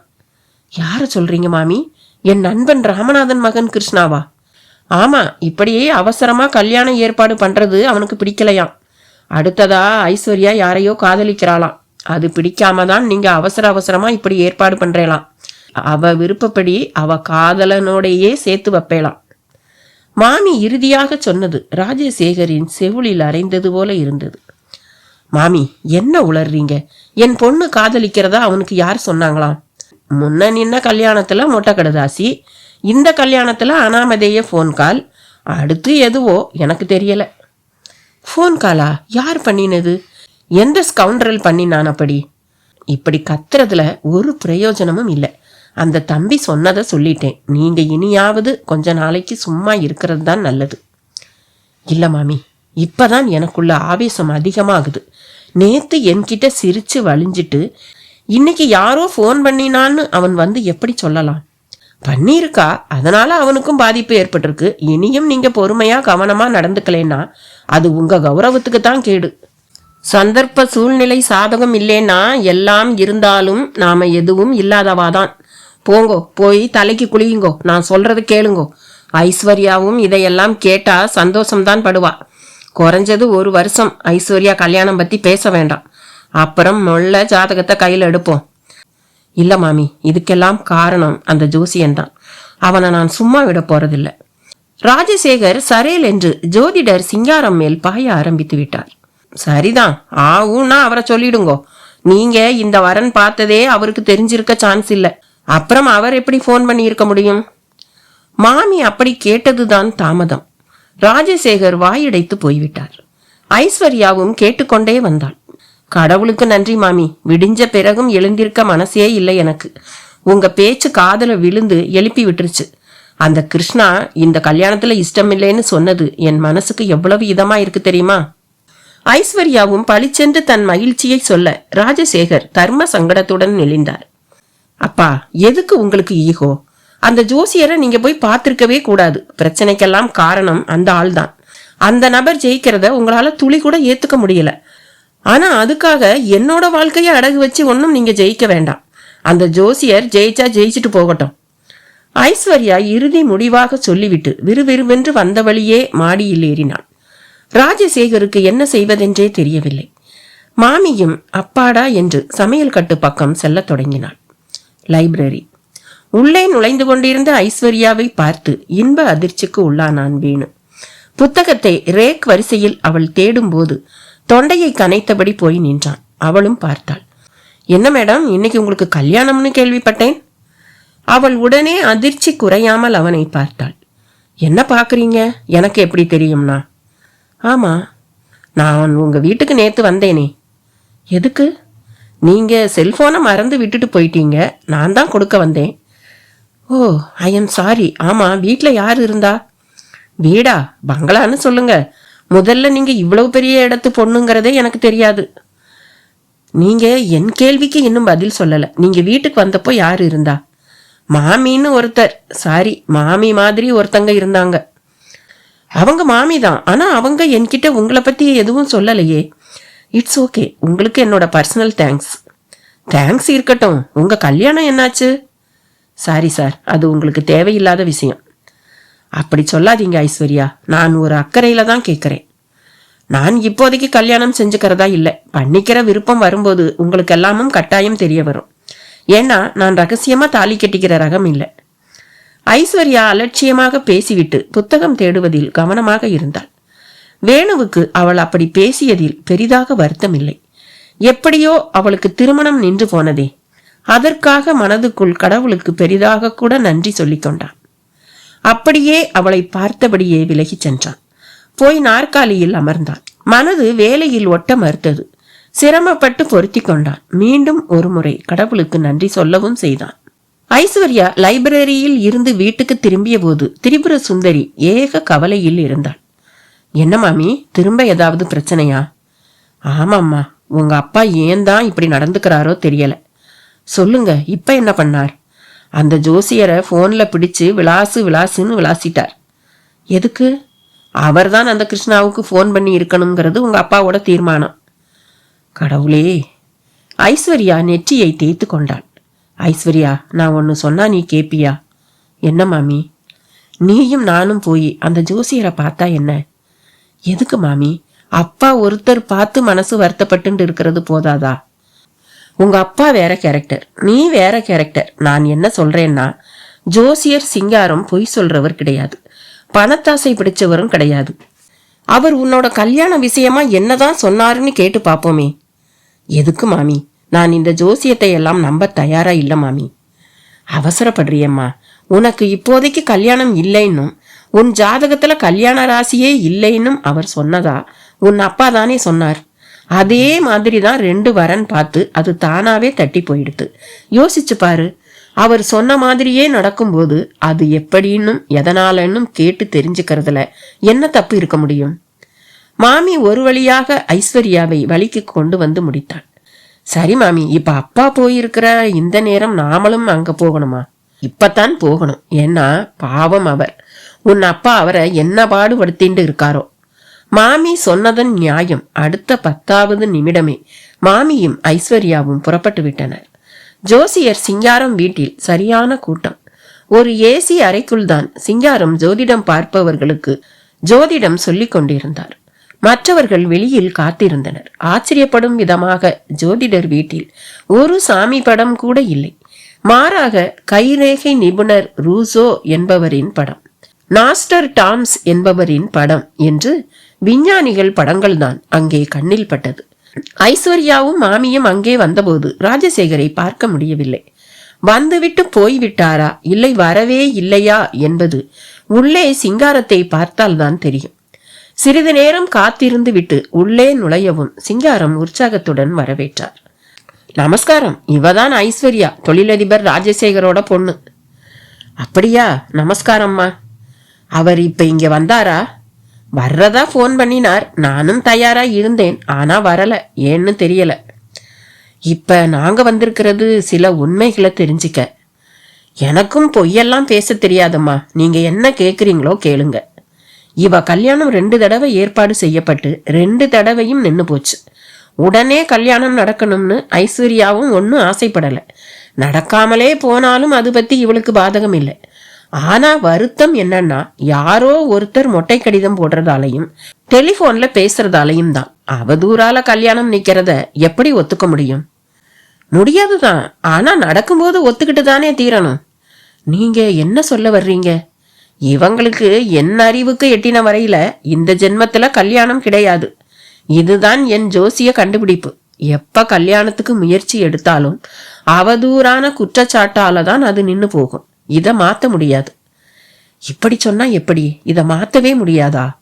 ஒருத்தரோட ஜாதகம்ங்கிறது என் வரையில தண்ணி மாதிரி, நெருப்பு மாதிரி, காத்து மாதிரி மாத்த முடியாத ஒண்ணு. தண்ணீரோட இயல்ப யாராலையாவது மாத்த முடியுமா? நெருப்ப பார்த்து சுடாதேன்னு சொன்னா அது கேக்குமா? எப்படி அவ்வளவு உறுதியா சொல்றீங்க? நான் சொல்லல, இவங்க கட்டம் சொல்லுது. அத மாத்தவே முடியாதுங்கிறேளா? இப்பதானே சொன்னேன், நெருப்பு மாதிரி தண்ணி மாதிரின்னு. அதை எப்படி அம்மா மாத்த முடியும்? அப்ப ஒருத்தர் கட்டம் சொல்றதுதான் முடிவான ஒண்ணா? ஆமா. நீங்க தப்பா கூட சொல்லலாம் இல்லையா? சொல்லலாம். ஆனா இத்தனை நாள்ல நான் கணிச்ச பலன்கள் மாறினதே இல்லையே. எவ்வளவோ பரிகார பூஜைகள் இருக்கிறதாவும் அதை செஞ்சா கல்யாணம் ஆயிடும்னு சொல்றத பத்தி நீங்க என்ன சொல்வீங்க? பரிகாரத்துல சரியாகிற கட்டம் இல்ல உங்க கட்டம். காசு இருக்கு, பணம் இருக்கு, பெண்கிட்ட அழகு இருக்கு, ஒரு குறையும் இல்லை, படிப்பும் இருக்கு. எப்படி கல்யாணம் நடக்காம போயிடும்? அதெல்லாம் எனக்கு தெரியாதும்மா. இவங்களுக்கு கல்யாணம் கிடையாது. ஒரு கட்டத்துல இவங்களே கூட வேண்டாம்னு சொல்லிட்டு கன்னியா வாழலாம். சரி, எந்த கிரகம் காரணமா இவங்க இப்படி ஆனாங்க? ராகு, அடுத்து செவ்வாய். இவங்க தான் கல்யாண விஷயத்துல முக்கியமான கிரகம். 3வதா குருபலன். இந்த ஜாதகத்துல பெருசா குருபலன் இருக்கிறதாவும் சொல்ல முடியாது. உங்க கருத்துல மாற்றம் இல்லையா? என் கணக்குலன்னு சொல்லுங்க, ஒரு மாற்றமும் இல்லை. அது என்ன கணக்கு? நாமெல்லாம் ஒரு கணக்குக்கு உள்பட்டவங்க தானே. எல்லாமே கணக்கு தாம்மா. ஒருத்தர் பேர் இல்லாதவனா கூட இருக்கலாம், அப்பா அம்மா யாருன்னு கூட தெரியாதவனா இருக்கலாம், இருக்க முடியும். ஆனா பிறந்த தேதி நேரம்ங்கிற கணக்கு இல்லாம மட்டும் இருக்க முடியாது. அதே மாதிரி பிறக்கும் போதே முடிவாகிற ஒரு தேதி மரண தேதி. ஒரு நாளைக்கு இவ்வளவு தடவை சுவாசிக்கணும்னு ஒரு கணக்கு இருக்கு. அதுக்கு ஒரு சுவாசம் கூட்டி சுவாசிக்கவோ குறைச்சு சுவாசிக்கவோ நமக்கு அனுமதி கிடையாது. நம்மால முடியவும் முடியாது. ஜோதிடர் சிங்காரம் சொல்ல சொல்ல ஐஸ்வர்யாவுக்கே கிர்ரடித்தது. இவர் என்ன கடவுளா, இவர் சொன்னபடியே நடப்பதற்கு என்கிற கேள்வியும் எழும்பியது. பட்டென்று எழுந்தாள் ஐஸ்வர்யா. மாமி கிளம்புங்க, போதும் நீங்க பலன் கேட்டது. எனக்கு ஒரே சந்தேகம்தான், அது எப்படி ஜோசியத்துல மட்டும் சாதி விட்டு சாதி சேர்க்கவே முடிய மாட்டேங்குது? யார் சொன்னது? ஜாதி மாறி கல்யாணம் பண்ணணுங்கிற விஷயம் கூட உன் கட்டத்துல இருந்தா அதை படிச்சு சொல்றவன் தான் நான். கட்டம்ங்கிறது சும்மா ஒரு 12 பிளாக். கிரகங்கள்லாம் எங்கெங்கேயோ ஆகாயத்துல இருக்காங்க. புத்தி நம்ம கையில இருக்கிற விஷயம். கையில இருக்கிற புத்தி பெருசா, ஆகாயத்துல இருக்கிற கிரகம் பெருசா? என்ன அனுபவத்துல கிரகங்கள் தாம்மா பெருசு, புத்தி எல்லாம் சும்மா. நம்ம கையில எதுவும் கிடையாது. அப்ப நம்ம கையில எதுவும் இல்லைன்னு சும்மா இருங்களேன். எதுக்கு ஜோசியம் பாக்குறீங்க? ஜோசியம் தானம்மா என் பிழைப்பு. இந்த ஜென்மத்துல எனக்கு கணக்கு போட்டு பார்த்து கூட்டி கழிச்சு பலன் சொல்றதுதான் தொழில். இதை நான் செஞ்சாதான் என் வயிறு நிறையும். அது எப்படி? உங்களுக்கு நடக்கணும்னு இருந்தா எப்படி இருந்தாலும் நடந்துதானே தீரும். கிரகம் தானே பெருசு. நீங்க செய்யலேனாலும் அது உங்களுக்காக வேலை செஞ்சு உங்க வயித்தை நிரப்பாதா? வளர்ந்து கொண்டே போன பேச்சில் இப்படி பலவிதமான கேள்விகள். ஜோசியர் சிங்காரம் ஐஸ்வர்யா இறுதியாக கேட்ட கேள்வியை எண்ணி சிரித்தார். என்ன சிரிக்கிறீங்க? சிரிக்காம என்னம்மா பண்ண? கிரகம்தான் பெருசுன்னு நான் சொன்னது ஒரு சத்தியம். அது உனக்கு பிடிக்கல. அதனாலதான் கிரகத்தை நம்மளை போல ஒரு மனிதனா வடிவப்படுத்தி அது தனியா நமக்காக செயல்படுற மாதிரி ஒரு கற்பனையை செஞ்சுக்கிட்டு என்கிட்ட கேள்வி கேட்டுட்ட. நீ ஜோதிடத்தை புரிஞ்சிக்க முயற்சி செய். அதை முட்டாள்தனமா நினைச்சு எதிர்க்காத. ஜோதிடம் ஒரு விஞ்ஞானம். அதை அரைகுறையா படிச்சுட்டு பொய்யும் புனை சுருட்டுமா பேசுற சில சோசியர்களை வச்சு ஜோசியத்தை தப்பு சொல்லாத. இத கூட நான் உண்மையில கோபப்பட்டு சொல்லல. ஏன்னா ஒரு நல்ல ஜோதிடன் கிட்டத்தட்ட கடவுளாயிடுறான். கடவுளுக்கு யார் மேலையும் எப்பவும் கோபம் வராது. ஏன்னா அவருக்கு எல்லாத்துக்கும் காரண காரியம் தெரியும். என் ஜோதிடத்தை நம்பாம நீ இங்கே இப்ப பேசக்கூட எது காரணம்னு எனக்கு தெரியும். ஒரு மனிதனுக்கு ஞானம் வளர கேதுங்கிற நிழல் கிரகம் அவங்க ஜாதகத்துல எப்படி இருக்கணுங்கிறத பொறுத்த விஷயம் அது. அதுதான் நம்பிக்கை அவநம்பிக்கைங்கிற ரெண்டையுமே மனசுல ஏற்படுத்துது. கேது ஒருத்தருக்கு சிறப்பா இருந்துட்டா எதையும் மிகச் சரியா புரிஞ்சுக்கத்தான் முயற்சி செய்வாங்க. கண்ணாடிங்கிற ஒண்ணு இல்லைன்னா ஒருத்தருக்கு தான் யாருங்கிறது இறுதி வரை தெரியாமையே போயிடும். நம்மை நாமே தெரிஞ்சுக்கிறதுங்கிறது நமக்குள்ள நடக்கிற ஒரு விஷயம். ஆனா அதுக்கு புறத்துல, அதாவது வெளியில ஒரு விஷயம் கண்ணாடி மாதிரி துணை செய்யணும். உருவத்தை பார்க்கறதுக்கு கண்ணாடி பயன்படுற மாதிரி தான் வாழ்க்கைய பார்க்க ஜாதகம் பயன்படுது. கண்ணாடி ஒருவரோட உருவத்தை கூட்டாம குறைக்காம உள்ளது உள்ளபடி காட்டுற மாதிரி தான் ஜாதகமும். என்ன மாதிரி ஜோசியக்காரங்க அதை படிச்சு சொல்றவங்க, அவ்வளவுதான். இருந்தாலும் எதிர்காலம்ங்கிறது ஒரு மர்மமா மறைஞ்சு இருக்கிற விஷயம்.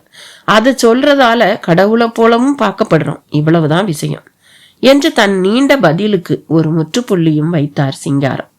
மாமிக்கு ஏற்கனவே அவர் மேல் நல்ல மரியாதை உண்டு. அவர் இவ்வளவு தூரம் விளக்கம் அளிக்கவும் மேலும் மகிழ்ந்து அவரை பரவசத்துடன் பார்த்தாள். கண்கள் பணிக்க, உங்க விளக்கத்துக்கு ரொம்ப நன்றி என்றார். ஐஸ்வர்யாவோ அவர் எவ்வளவு விளக்கம் சொல்லியும் தெளிவடைந்த மாதிரியே தெரியவில்லை. அவள் முகத்தை வைத்து அதை உணர முடிந்தது. ஐஸ்வர்யா, இன்னும் என்ன இருக்கு நீ தெரிஞ்சுக்க? புறப்படலாமா? புறப்படலாம் மாமி. ஆனா ஒண்ணு. என்ன? இவர் பேசினத என்னால ஏனோ ஒத்துக்கவே முடியல மாமி. இவர் பேச்சோட சுருக்கம் என்னன்னா, மனுஷன்கிறவன் ஒரு பொம்மலாட்ட பொம்மை மாதிரி கிரகங்கள் ஆட்டி வைக்கிற மாதிரி ஆடியே தீரணுங்கிறார். அதை என்னால எந்த காலத்திலயும் ஒத்துக்க முடியாது மாமி. என்னை ஆட்டி வைக்க அந்த கிரகம் யார்? முடிஞ்சா நான் அதை ஆட்டி வைக்க பாப்பேன். இப்ப சொல்றேன், அப்பா ஏன் என் கல்யாண விஷயத்துல இவ்வளவு வேகமா இருந்தாருன்னு எனக்கு இப்பதான் புரியுது. இவர் இப்படி பேசினா யாருக்குமே கோபம் வரும் மாமி. ஒரு மனுஷனை பார்த்து நீ ஒண்ணுமே இல்லடா, உன் கையில எதுவுமே இல்லடான்னு சொன்னா யாருக்குத்தான் கோபம் வராது? அப்பாவும் இவரோட கருத்தை ஜெயிக்கிறதுக்காகத்தான் என்னோட கல்யாண விஷயத்துல அவ்வளவு தீவிரமா இருந்திருக்கார். இப்ப சொல்றேன், எனக்கு கல்யாணமே ஆகாதுன்னு இவர் சொன்ன ஜோதிடத்தை நான் என் புத்தியால முறியடிப்பேன். சந்தோஷமா ஒரு நல்ல வாழ்க்கையை அமைச்சுக்குவேன். அடுத்ததா இவரை நான் என் கணவரோட தான் பார்ப்பேன் என்று ஆவேசமாக பேசிய ஐஸ்வர்யா விருட்டென்று எழுந்தாள். வெளியேற தொடங்கி விட்டாள். மாமி பரிதாபமாக ஜோசியர் சிங்காரத்தை பார்த்தாள். அவ குழந்தை, தெரியாம பேசிட்டா. அவளுக்காக நான் உங்ககிட்ட மன்னிப்பு கேட்டுக்கிறேன். எதுக்கு மாமி நீங்க மன்னிப்பு கேட்கிறேன்? நெருப்புன்னா சுடணும். 4ஆம் இடத்து கேது இப்படியெல்லாம் தான் கேள்வி கேட்பான். நீங்க சொல்ற மாதிரி இப்படி கேள்வி கேட்கிற அந்த கிரகமே இவளுக்கு சக்தியை கொடுத்து கல்யாணத்தையும் பண்ணி வைக்காதா? இந்த ஜென்மத்துல அந்த கிரகம் இவங்க வரையில கேள்வி மட்டும்தான் கேட்கும், கல்யாணம் எல்லாம் பண்ணி வைக்காது மாமி. அவரிடம் அதற்கு மேல் கேட்க ஒன்றும் இல்லை என்று ஆகிவிட்டது போல உணர்ந்தவள் ஒரு நமஸ்காரத்தை செய்துவிட்டு வெளியில் வந்தாள். ஐஸ்வர்யா காத்து கொண்டிருந்தாள், முகத்தில் கோபம்.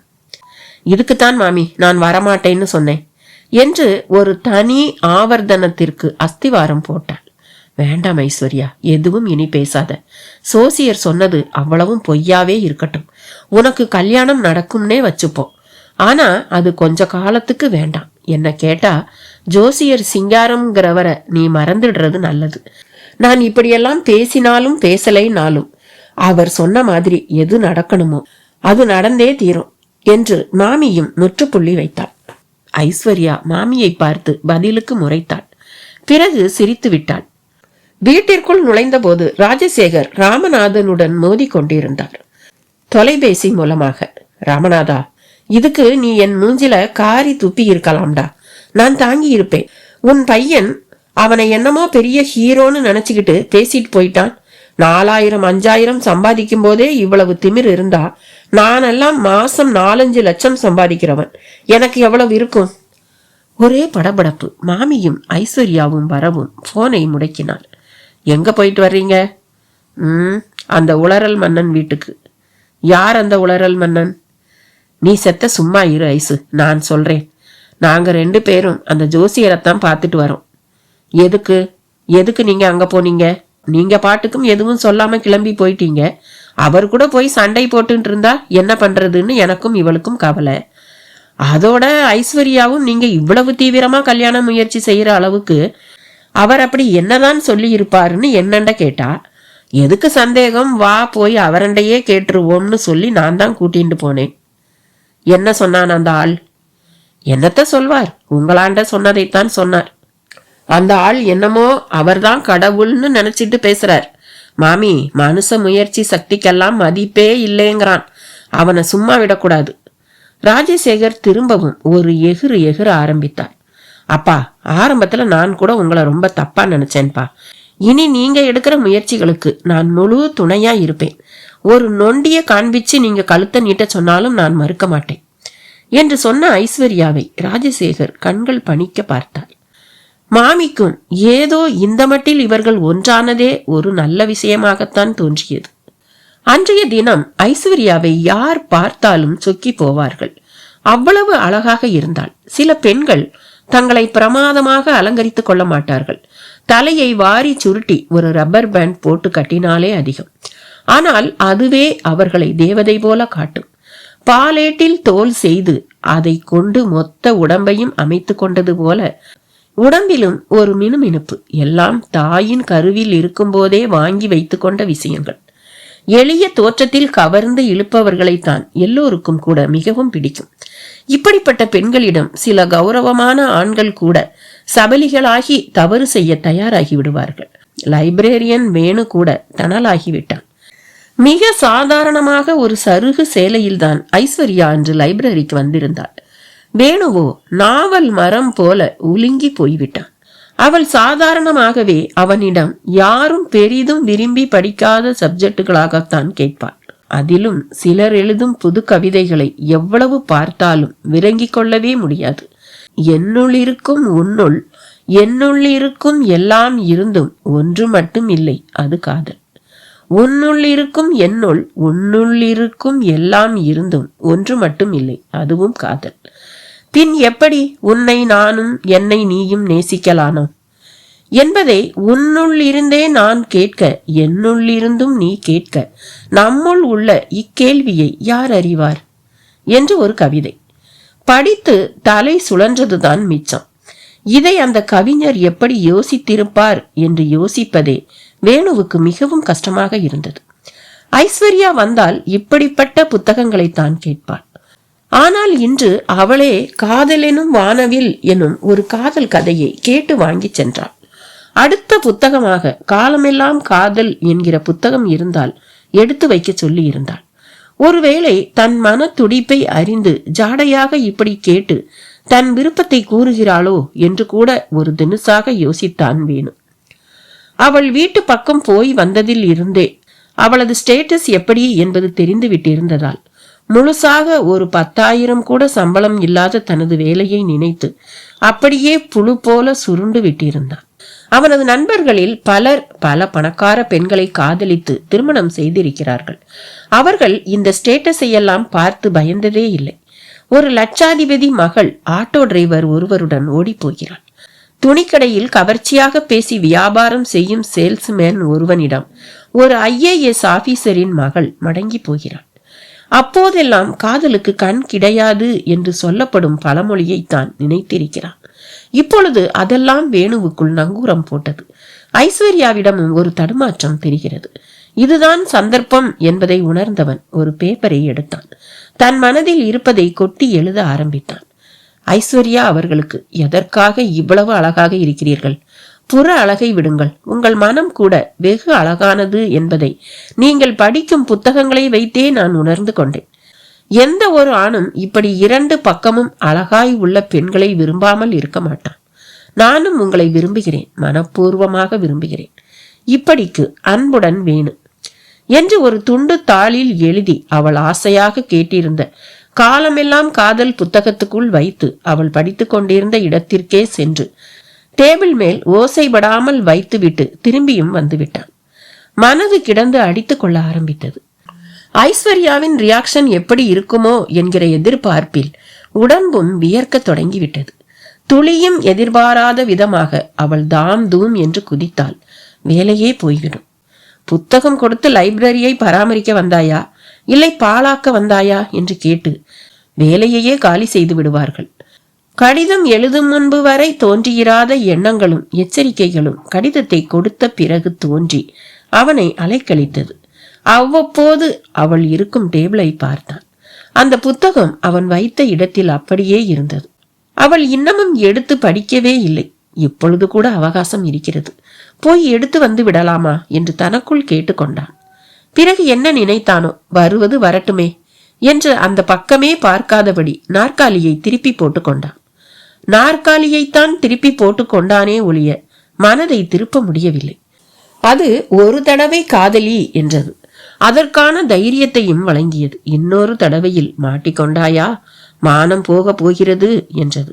பெண்டூலமும் மனதும் ஒன்றோ என்று கூட தோன்றியது.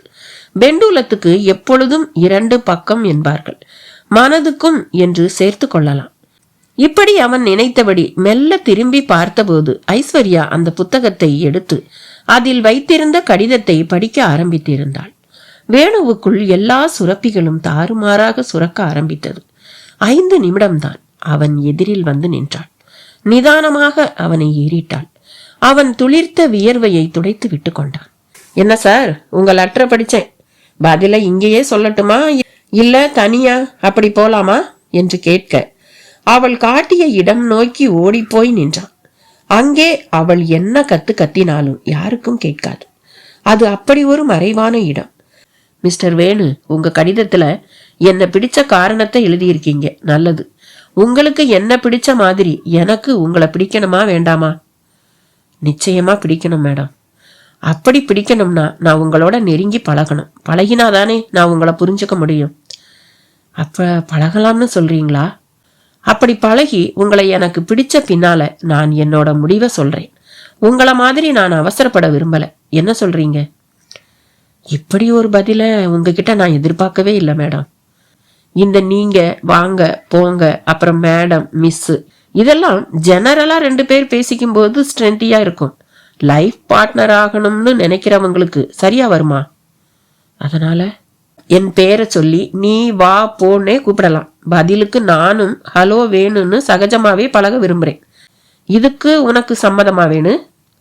அவள் சரேல் என்று அவனை ஒருமையில் கூப்பிட்டு அவனையும் கூப்பிட சொன்னதில் அவனுக்குள் சின்னதாக ஒரு நடுக்கம். அவள் சொல்வதில் நியாயம் இருப்பது போலவும் தோன்றியது. இப்படி சிந்திக்கிறவளோடு காலமெல்லாம் குப்பை கொட்டுவது மிகவும் சிரமம் என்றும் தோன்றியது. நெடு நேரம் எந்த பதிலும் சொல்ல முடியாமல் குழப்பத்தோடு நின்றான். சரி, நாளைக்கு நான் வரும்போது உன் பதில சொல்லு, நான் இப்ப கிளம்புறேன் என்று அவள் அடுத்த அதிர்ச்சியை அவனுக்கு அளித்தாள். இல்ல இல்ல ஐஸ்வர்யா, உன் விருப்பப்படியே செய், உன் விருப்பப்படியே செய் என்று 2 முறை படு வேகமாக சொல்லி தனது தடுமாற்றத்தை அவளுக்கு பதிவு செய்தான். அவள் ஒரு குறுஞ்சிரிப்பு சிரித்தாள். அவனை மேலும் கீழுமாக அளப்பது போல ஒரு பார்வை பார்த்தாள். நாளைக்கு என் வீட்டுக்கு சாப்பிட வர என்று ஒரு குண்டை தூக்கி போட்டாள். வேணுவுக்குள் ஒரு இனம் புரியாத சுழற்சி மயக்கம் ஆரம்பமாகிவிட்டது. Office, hotel manager Santhanam, textile கடை accountant Hakeem Bhai, share broker Johnson என்று வரிசையாக வந்து ராஜசேகரை பார்த்து அன்றைய ஃபாலோ அப்பை அளித்து விட்டு போனார்கள். புத்தி எவ்வளவுதான் வியாபாரத்தை கவனித்தாலும் நடுநடுவே ஐஸ்வர்யாவை பற்றி நினைக்க மறக்கவில்லை ராஜசேகர். அவரின் பர்சில் ஐஸ்வர்யாவின் ஒரு சிறு வயது போட்டோ இருக்கிறது. அதை எடுத்து அவ்வப்போது பார்த்து கொள்வார். அப்போதெல்லாம் ஒரு சம்பவம் அவருக்கு ஞாபகத்துக்கு வரும்.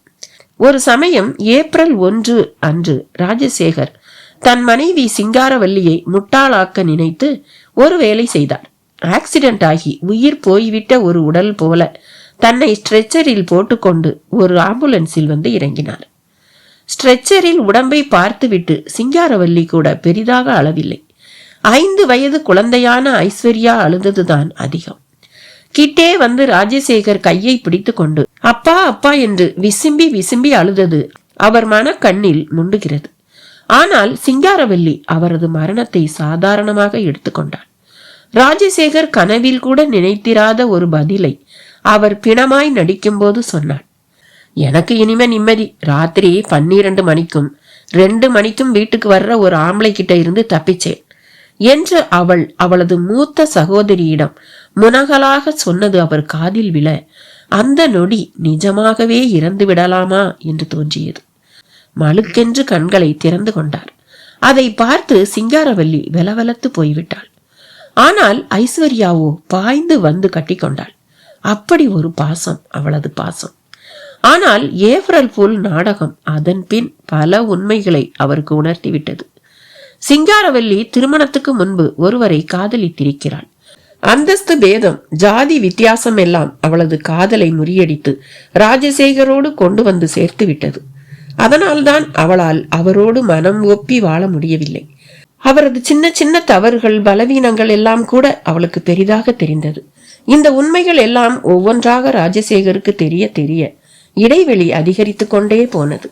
ஒரு நாள் பெரிய அளவில் வாக்குவாதம் ஏற்பட்டதில் சிங்காரவல்லி கணக்கில்லாத தூக்க மாத்திரைகளை விழுங்கிவிட்டு கண்ணை மூடிவிட்டாள். நல்லவேளை, எனக்கு வாழ பிடிக்கவில்லை, என் மரணத்துக்கு யாரும் காரணம் இல்லை என்று எழுதி வைத்துவிட்டுத்தான் செத்து போனாள். அவளது பிணமும் ஹாலில் கிடந்தது. ஐஸ்வர்யா அதன் முன்னே நின்று துளி கூட அளவில்லை. ராஜசேகருக்கு அது ஆச்சரியத்தை அளித்ததோடு தன் மகளுக்கு தான் தான் தாய் தந்தை எல்லாம் என்கிற எண்ணத்தை உருவாக்கிவிட்டது. ஏம்மா, உன் அம்மாவை பார்த்தா உனக்கு அழுகை வரலையா என்று கூட கேட்டார். அவள் தலை மறுப்பாக ஆடியது. அப்படியே அடிவயிரோடு சேர்த்து கட்டி கொண்டவள் விசும்பி விசும்பி அழுதாள். அந்த தருணம் ராஜசேகர் வாழ்க்கையில் மிக முக்கியமான ஒரு தருணம். சிங்காரவல்லியின் தற்கொலைக்கு பின்னால் ராஜசேகரின் கடுமை இருப்பதாக சந்தேகப்பட்டு எல்லோரும் அவரை வெறுப்பாக பார்த்து கொண்டிருக்க ஐஸ்வர்யா அவரை உடும்பு போல பிடித்து கொண்டு அழுதது அவருக்கு சர்க்கரை பந்தலில் தேன்மாறி பெய்தது போல இருந்தது. அவருக்கு அன்று யார் என்ன சொன்ன போதிலும் அது காதில் விழவே இல்லை. ஐஸ்வர்யாவை கங்காரு போல தூக்கி கொண்டே அவ்வளவு சாவு காரியங்களையும் செய்தார். எப்பேற்பட்ட மகள் இவள்! இவளை ஒரு ராஜகுமாரனுக்குத்தான் கொடுக்க வேண்டும். யாரும் எதிர்பார்த்திராதபடி கல்யாணத்தையும் தடபுடலாக நடத்திவிட வேண்டும். அவருக்குள் எவ்வளவு தீர்மானம்! அது ஒரு விளம்பரமாக எதிரொலிக்கிறது. நன்கு படித்த, வியாபாரத்தில் நாட்டமும் திறமையுமுள்ள மணமகன் தேவை.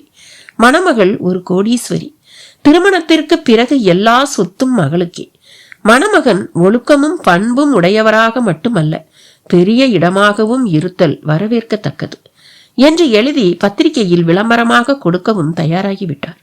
கச்சிதமாக அந்த நேரம் பார்த்து அவர் எதிரில் ராஜினாமா கடிதத்தோடு வந்து நின்றான் அவரது கார்ப்பரேட் ஆபீஸில் ஜிஎம்மாக இருக்கும் கார்த்திகேயன். என்ன கார்த்தி இது? என் ராஜினாமா சார். இங்க உங்களுக்கு என்ன குறை? குறையெல்லாம் ஒன்றும் இல்லை சார். ஸ்டேட்ஸில் ஒரு நல்ல கன்சர்னில் எனக்கு ஒரு பெரிய வாய்ப்பு வந்திருக்கு. நானும் லைஃப்பில் செட்டில் ஆக வேண்டாமா சார்? அங்கே போனால் உங்களுக்கு எவ்வளவு சம்பளம் கிடைக்கும்? இந்திய மதிப்புக்கு மாதம் 3 லட்சம் ரூபாய் கிடைக்கும் சார். அப்படியே பெரிய இடத்துல சம்பந்தம் ஏற்பட்டு நல்ல பெண் கிடைக்கிற வாய்ப்பு அதுல தானே சார் அதிகம்.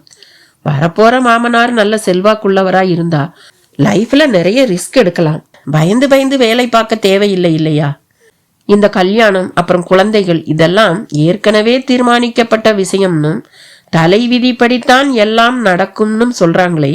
நீங்க என்னடானா உங்க முயற்சியிலையும் திட்டமிடலையும் இருக்கிற மாதிரி பேசுறீங்களே. இந்த தலையெழுத்து கால் எழுத்து எல்லாம் எனக்கு நினைக்கவே பிடிக்காத விஷயங்கள் சார். நான் காலேஜ் படிக்கும் போதுல இருந்து இன்னைக்கு வரை என் முயற்சி தான் எனக்கு முன்னேற்றம் தந்திருக்கு சார். மற்றவங்க முடியாதுன்னு நினைக்கிறத முடிக்கிறவனாதான் சார் நான் எப்பவுமே இருந்திருக்கேன். இப்ப கூட என் விடாமுயற்சியால தான் சார் எனக்கு இந்த இடம் கிடைச்சிருக்கு. ஒரு ஜோசியக்காரர் நான் வெளிநாடெல்லாம் போக முடியாது, என் ஜாதகத்துல அதுக்கு இடமே கிடையாதுன்னு சொன்னார். அவர் சும்மா இருந்திருந்தா கூட நான் விட்டிருப்பேன் சார். அவர் அப்படி சொல்லவும் தான் ஆவேசமே வந்தது. ரொம்ப அக்கறையா தேடினேன். இன்னைக்கு அப்பாயின்மெண்ட் ஆர்டரே வந்துடுச்சு. இன்னும் ஒரு 10 நாள்ல இந்தியாவுக்கு டாட்டா காட்டிட்டு புறப்பட்டு போயிட்டே இருக்க வேண்டியதுதான். கார்த்திகேயன் என்கிற அவன் யதார்த்தமாக ராஜசேகர் கேட்ட கேள்விகளுக்கு அவர் சற்றும் எதிர்பார்த்திராத கோணத்தில் பதிலை சொன்னதோடு தனக்கு ஜோதிடத்தில் நம்பிக்கை இல்லை என்கிற மாதிரியும் பேசவும் மிகவும் பிடித்து போய்விட்டது. ஆமா, யார் அந்த ஜோசியக்காரர்? எதுக்கு சார் கேக்குறீங்க? சொல்லுங்க, பதில நான் நீங்க சொன்ன பிறகு சொல்றேன். ஜோசியர் சிங்காரம்னா எல்லாருக்கும் தெரியுமே சார். நீங்க கேள்விப்பட்டது இல்லையா? நினைச்சேன் நீங்க அவரைத்தான் சொல்லுவீங்கன்னு. உங்களுக்கு அப்ப அவரை தெரியும்னு சொல்லுங்க. நல்லாவே தெரியும். இப்ப நான் உங்களுக்கு சில தகவல்களை சொல்லட்டுமா? என்ன தகவல் சார்? என்னோட டாட்டர் ஐஸ்வர்யாவை தெரியும் இல்லையா உங்களுக்கு? என்ன சார் அப்படி கேட்டுட்டீங்க? அவங்கள தெரியாமலா? அவளுக்கு ஏதாவது குறை இருக்கிறதா நீங்க நினைக்கிறீங்களா கார்த்திகேயன்? என்ன சார் கேள்வி இது? எனக்கு தெரிஞ்சு அவங்களுக்கு ஒரு குறையும் இல்லை. என் வரையில அவங்க ஒரு தேவதை. ஏன் சார், அவங்க கிட்ட ஏதாவது குறை இருக்கிறதா அந்த ஜோசியர் சொன்னாரா? ஆமா, அவளுக்கு இந்த ஜென்மத்துல கல்யாணமே ஆகாதான். அட கொடுமையே. கொடுமைதான், அதையும் நான் பாக்குறேன்னு சொல்லியிருக்கேன். அந்த ஆளுக்கு நான் தான் எதிரின்னு நினைச்சா இப்ப நீங்களும் எதிரி. Correct sir. அவங்களுக்கு என்ன குறை? எனக்கு தெரிஞ்சு நம்ம ஆபீஸ்லயே மனசுக்குள்ள அவங்கள எவ்வளவு பேர் லவ் பண்றாங்க தெரியுமா? அப்படியா? ஆமா சார். இதை நீங்க தப்பா எடுத்துக்காதீங்க. உங்க ஐஸ்வர்யாவை மட்டும் இல்ல, அந்த ஐஸ்வர்யா ராய், அப்புறம் நம்ம ஊர் சிம்ரன், ஜோதிகா, நயன்தாரான்னு அழகா யார் கண்ணுல பட்டாலும் காதலிக்கிறது தானே வாலிப வயசுல. மனசளவுல காதலிச்சு குடும்பம் நடத்திட்டு தங்களுக்கு கல்யாணமான உடனே வர்ற மனைவிய ஜோதிகாவா ஐஸ்வர்யாவா பார்க்க ஆரம்பிச்சுடுவாங்க. இதுதான் சார் எப்பவும் இன்றைய இளைஞர்களோட வழக்கம். இதுதானே சார் எப்பவும் இளைஞர்களோட வழக்கம். இன்னைக்கு இல்லப்பா, அன்னைக்கும் இதுதான் கதை. கார்த்திகேயனும் ராஜசேகரும் எங்கோ ஆரம்பித்து எங்கோ வந்து விட்டனர். சூழ்நிலையிலும் ஒரு இறுக்கம் தளர்ந்து விட்ட ஒரு சுமூகமான நிலை. ராஜசேகர் தன் கைவசம் பத்திரிகை விளம்பரத்திற்காக கொடுக்க இருந்த அந்த விளம்பரத்தை கார்த்திகேயனிடம் கொடுத்து படிக்க சொன்னார். அவனும் படித்து முடித்தவனாக, இந்த விளம்பரம் எல்லாம் அவங்களுக்கு அவசியமே இல்லை சார், நீங்க அந்த ஜோசியருக்கு பயப்படுறத இது நல்லாவே காட்டுது என்று ராஜசேகர் முகத்தில் அரைந்தது போல பேசினான். What to you mean? இப்படி ஒரு விளம்பரம் கொடுக்கிறது எல்லோரும் கையாளுற ஒரு முறைதானே. இதெல்லாம் மிடில் கிளாஸ் கல்ச்சர் சார். நீங்க சரின்னு சொல்லுங்க, நானே உங்களுக்கு 100 மாப்பிள்ளைய கொண்டு வந்து நிறுத்துறேன். அப்படியா? ஆமா சார், ஐஸ்வர்யா ஒரு தேவதை சார். நீங்க பெண் கொடுப்பீங்களோ மாட்டீங்களோன்னு பயந்துகிட்டே பல பேர் உங்களை அணுகாம இருக்காங்க. நீங்க மட்டும் ஓப்பனா இருங்க. உங்க முன்னால ஒரு மாப்பிள்ளை இல்ல 100 மாப்பிள்ளை லைன்ல நிப்பாங்க. அதுல நீங்களும் இருப்பீங்களா கார்த்தி? ராஜசேகர் எதிர்பாராத விதமாக கேட்டுவிட்ட இந்த கேள்வி முன் கார்த்திகேயன் திக்குமுக்காடி விட்டான். சார், இல்ல, நான் சும்மா தெரிஞ்சுக்கத்தான் கேட்டேன். நான் உங்க ஒர்க்கர் சார். தமிழ் சினிமாவில் வேணும்னா இந்த மாதிரி ஒரு கேள்விய ஹீரோயின் அப்பா கேட்டு பார்த்துருக்கேன். நிஜத்துல இப்பதான் சார் பார்க்குறேன். இன்னும் உங்க பதில நீங்க சொல்லலையே. சார், நீங்க எதுக்காக இப்படி கேக்குறீங்க? ஜஸ்ட் நானும் லைன்ல நிக்கிறேன்னா உங்களுக்கு அதுல சந்தோஷம்னா நான் தான் அந்த வரிசை முதல் ஆள்னு வச்சுக்கங்களேன். அப்ப முதல் ஆளையே நான் முடிவு செய்கிறேன். சார், ஆமா கார்த்தி, உங்க எந்தூசியாசிசம் எனக்கு ரொம்ப பிடிச்சிருக்கு. நீங்க தாராளமா அமெரிக்கா போங்க. என் பொண்ணை கல்யாணம் பண்ணிக்கிட்டு அவளை மனைவியா கூட்டிக்கிட்டு போங்க. ஒருத்தருக்கு 2 பேர் அந்த ஜோசியர் முகத்துல கரிய பூசினதா இருக்கட்டுமே. ராஜசேகர் தன் விளம்பர கடிதத்தை கிழித்தபடியே சொல்ல கார்த்தி ஒருவித பவ்யத்துடன் எழுந்து நின்றான். என்ன கார்த்திகேயன், உங்களுக்கு சம்மதமா? கரும்பு திங்க கூலியா சார்? ஆனா உங்க மகளுக்கு என்ன பிடிக்கணுமே. அவ நான் சொல்றதுக்கு மறு பேச்சு பேசாதவ கார்த்தி. எதுக்கும் அவங்க கிட்ட ஒரு வார்த்தை. தாராளமா, இன்னைக்கே இப்பவே என் கூட வர்றீங்க, அவ கூட பேசுறீங்க. அவ சரின்னு சொன்னா உங்களுக்கு ஆட்சேபனை இல்லையே. ராஜசேகரின் கேள்விக்கு மௌனமாக தன் சம்மதத்தை கூறினான் கார்த்திகேயன். உற்சாகமாக இருந்தாள் ஐஸ்வர்யா. அவளுக்கு மேல் உற்சாகமாக இருந்தார் ராஜசேகர். டைனிங் டேபிளில் டிஃபன் சாப்பிடும் போது இருவரும் கலகலப்பாக இருந்ததை பார்த்த மாமிக்கு அது ஒரு பெரிய ஆச்சரியமாக கூட தோன்றியது. இப்படி இருந்தால் சரியான காரணம் இருக்கும் என்று கருதிய மாமியை ராஜசேகரும் ஏமாற்றவில்லை. மாமி, ஐஸ்வர்யா உண்மையில ரொம்ப அதிர்ஷ்டசாலி என்று தன் பேச்சை துவக்கினார். எந்த வகையில? அவளுக்கு 3ஆவதா நான் ஒரு மாப்பிள்ளையை பார்த்துட்டேன். அதுக்குள்ளையா? மாமி மோவாயில் கை வைத்தாள். உண்மையில நான் எந்த முயற்சியும் செய்யல. மாப்பிள்ளை பையன் தானா என் பார்வையில விழுந்தான். இப்படி நான் சொல்றதால கேப்ப சோப்பையா ஒரு பையனை பார்த்துட்டதா நினைச்சிடாதீங்க. பையன் MBA பட்டதாரி. அடுத்த மாசமே ஸ்டேட்ல மாசம் 3 லட்சம் ரூபாய் சம்பளத்துல வேலைக்கு சேர போறவன். ராஜசேகரின் ஊக்கம் ஐஸ்வர்யாவையும் நிமிர்த்தியது. இந்த வாரமோ இல்ல அடுத்த வாரமோ கல்யாணம். அடுத்த 15 நாள்ல அமெரிக்காவில் போய் செட்டில் ஆக போறா என் பொண்ணு. அப்பா, என்ன சொல்றீங்க? நிஜமாவா சொல்றீங்க? ஆமாம்மா, பையனை உனக்கு முன்னவே தெரியும்.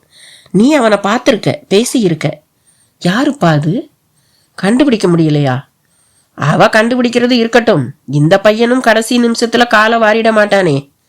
சான்ஸே இல்ல மாமி. ஏன்னா எந்த ஜோசியர் எனக்கு எதிரியோ அதே ஜோசியர் தான் அவனுக்கும் எதிரி. என்ன சொல்றேன் நீங்க? ரொம்ப சிம்பிள் மாமி. ஐஸ்வர்யாவுக்கு கல்யாணம் ஆகாதுன்னு என்கிட்ட சொன்ன மாதிரியே அவன்கிட்ட உனக்கு வெளிநாடு போக சான்ஸே இல்லைன்னு சொல்லி இருக்கான் அந்த ஜோசியன். நீ இப்படி சொன்னதுக்காகவே நான் போய் காட்டி உன் மூஞ்சில கரிய பூசுறேன் பாருன்னு சவால் விட்டு இன்னைக்கு அதுல ஜெயிக்கவும் போறான் நம்ம மாப்பிள்ள. சஸ்பென்ஸ் போதும்பா. அது யாருன்னு உடச்சே சொல்லிடுங்களேன். நம்ம கார்ப்பரேட் ஆபீஸ் GM கார்த்திகேயன் தாம்மா. அப்படியா? மத்தாப்பானாள் ஐஸ்வர்யா. வாசலில் கார்த்திகேயனின் காரும் வந்து தேங்கி நின்றது. சாம்பல் நிற சாண்ட்ரோ. எப்பொழுதும் ஆண்டனா நீண்ட நிலையில் உள்ளே FM ரேடியோ அலறியபடியே இருக்கும். டேஷ்போர்டில் கை வைக்க முடியாது. ஏசியின் சிலுசிலுப்பு அப்பி எடுக்கும். அப்படி ஒரு ஜிலு ஜிலு காரில் இருந்து பைஜாமா ஜிப்பா என்கிற வித்தியாசமான உடையில் இறங்கி உள்ளே நுழைந்தான் கார்த்திகேயன்.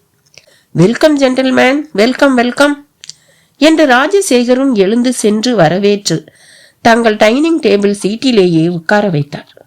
ஹலோ ஐஸ்வர்யா என்று மிடுக்காக கார்த்திகேயனும் ஐஸ்வர்யாவை பார்த்தான்.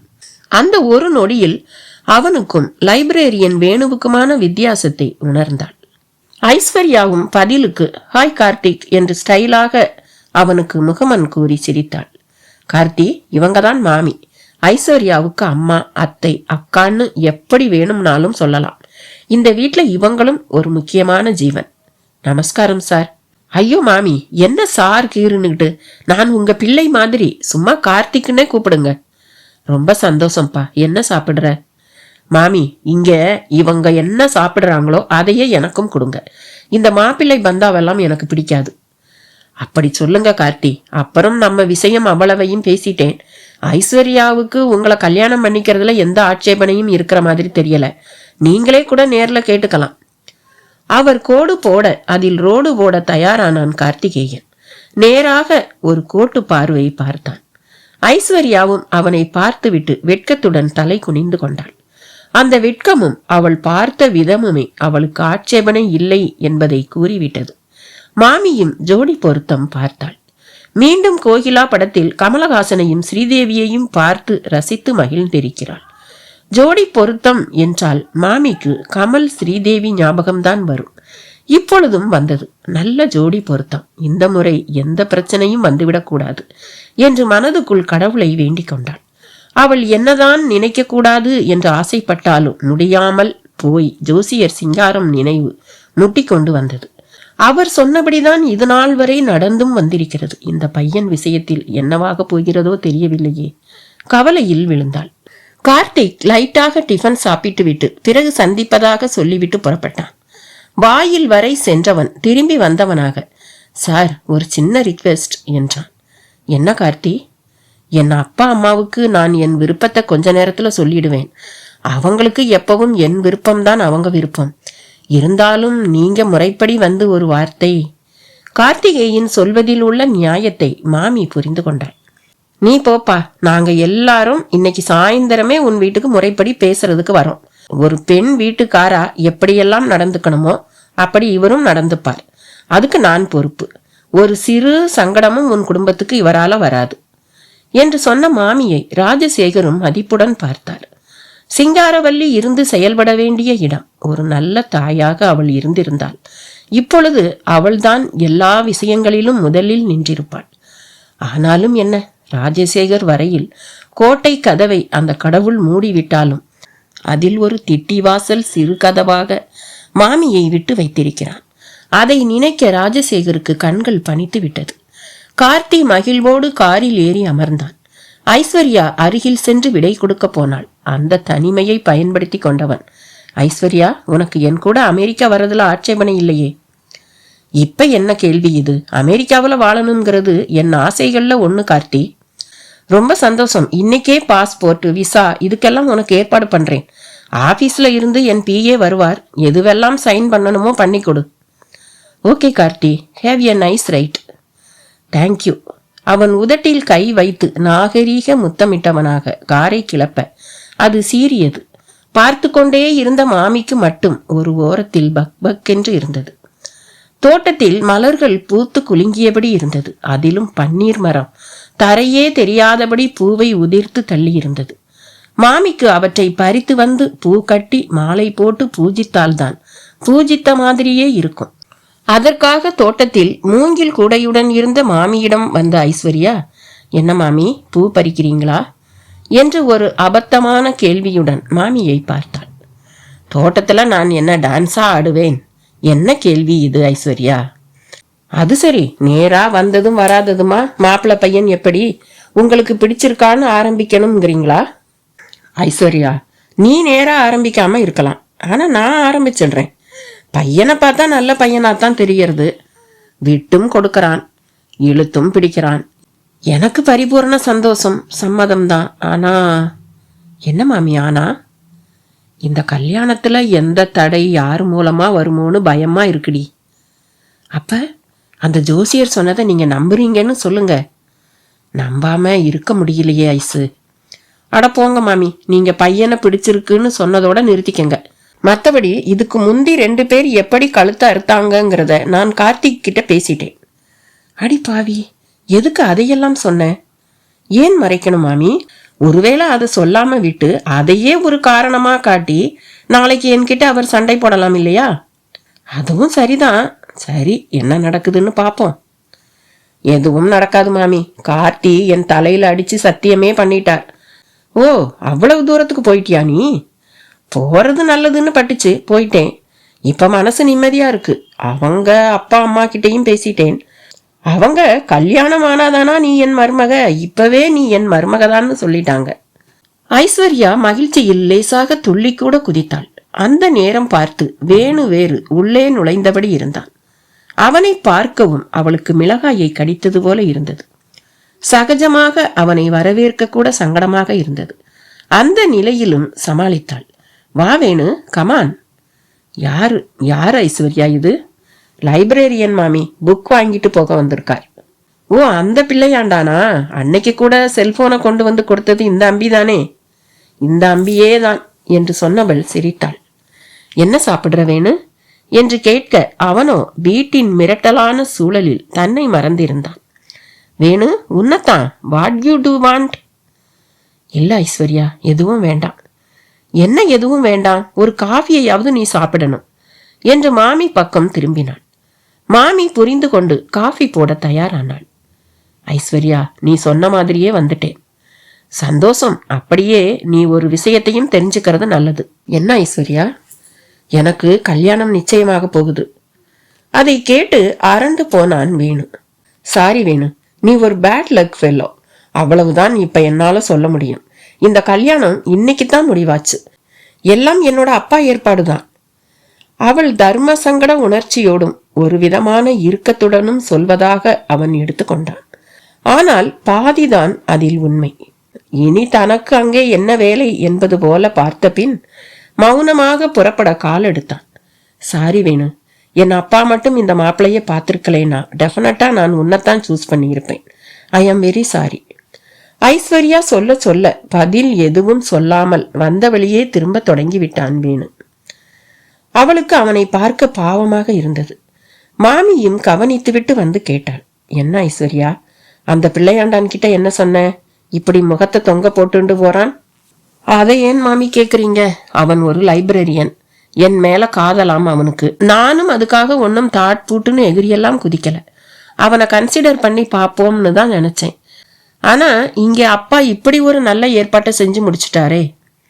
ஐஸ்வர்யா கேட்டதில் நியாயம் இருந்தது. ஆனால் எதனாலோ மாமி மனதில் துளி கலக்கம். அப்படியே பூஜை அறைக்குள் சென்று பறித்த மலர்களால் ஏகாந்தமாக அர்ச்சனையை ஆரம்பித்து விட்டாள். ஹாலில் போன் அலறியது. ஐஸ்வர்யாதான் போய் காதை கொடுத்தாள். நகைக்கடை செட்டியார் பேசினார். மதியமே வந்துவிடச் சொல்லி உத்தரவு அவரிடம்.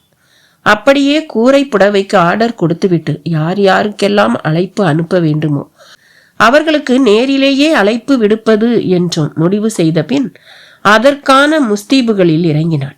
இரவு நேரம். மணி 11 இருக்கும்.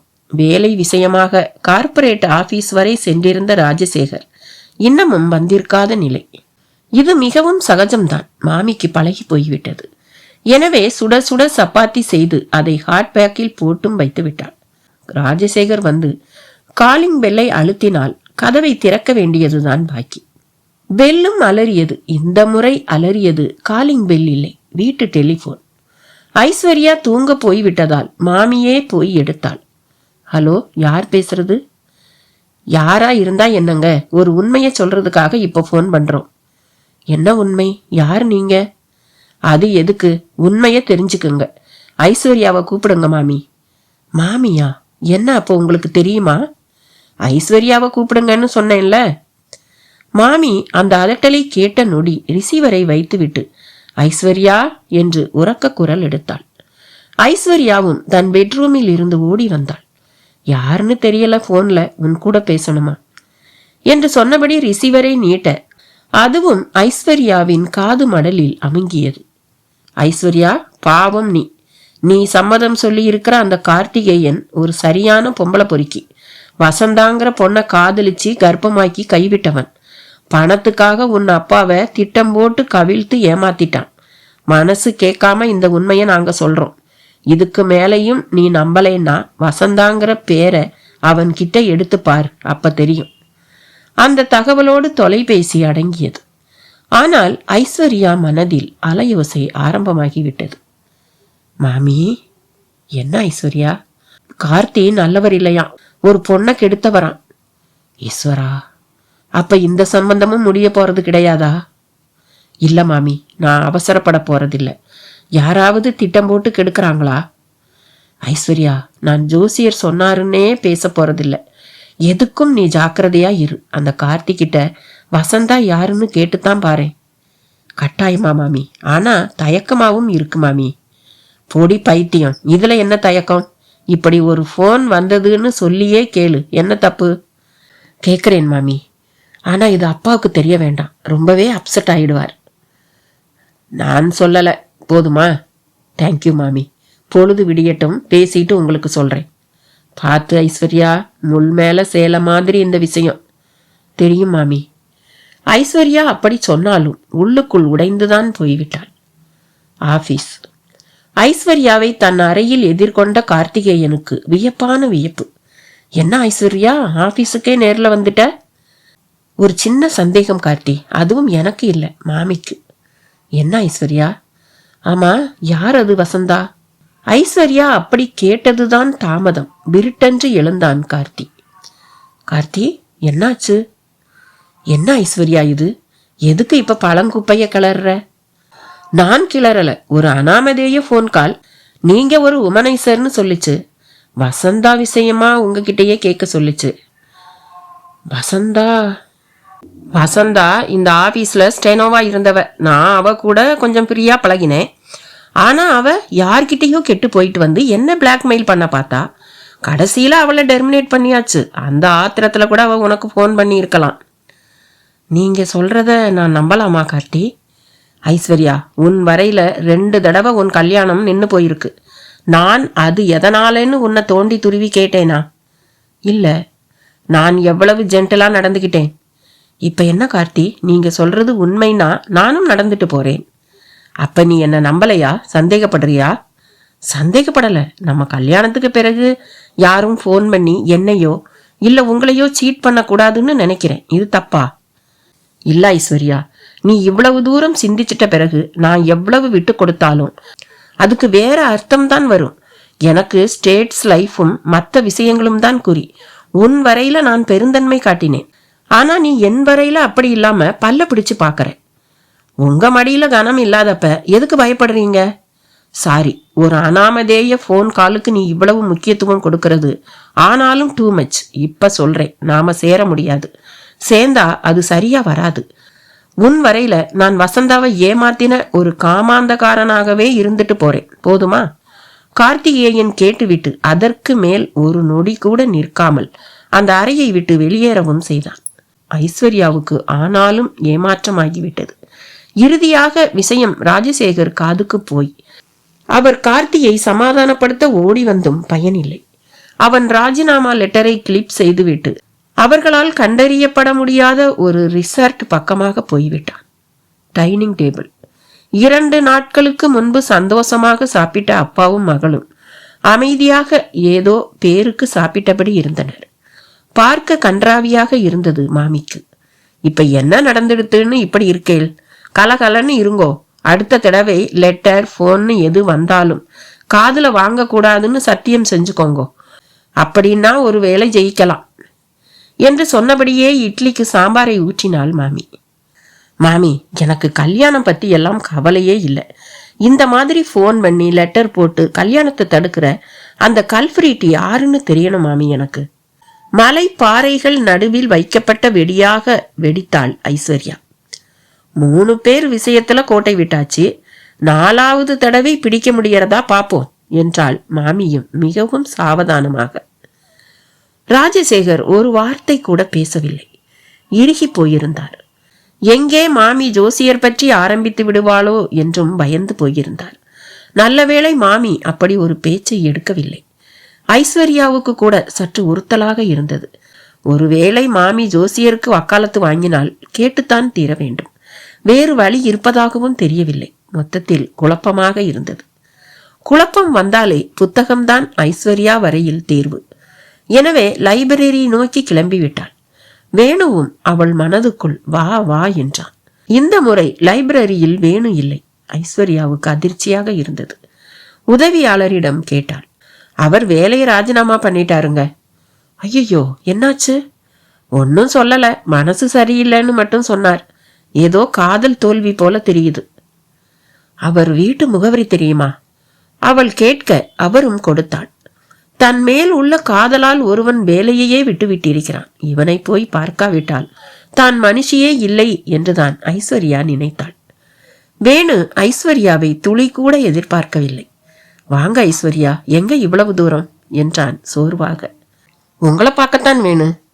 என்ன, கல்யாண பத்திரிக்கை கொடுக்கவா? இல்லை வேணு. இல்லையா? ஆமா வேணு, என் அப்பா பார்த்த அந்த மாப்பிள்ளை சரியில்லை வேணு. ஒரு பெண்ணை கெடுத்து கைவிட்டவர்னு தெரிய வந்தது.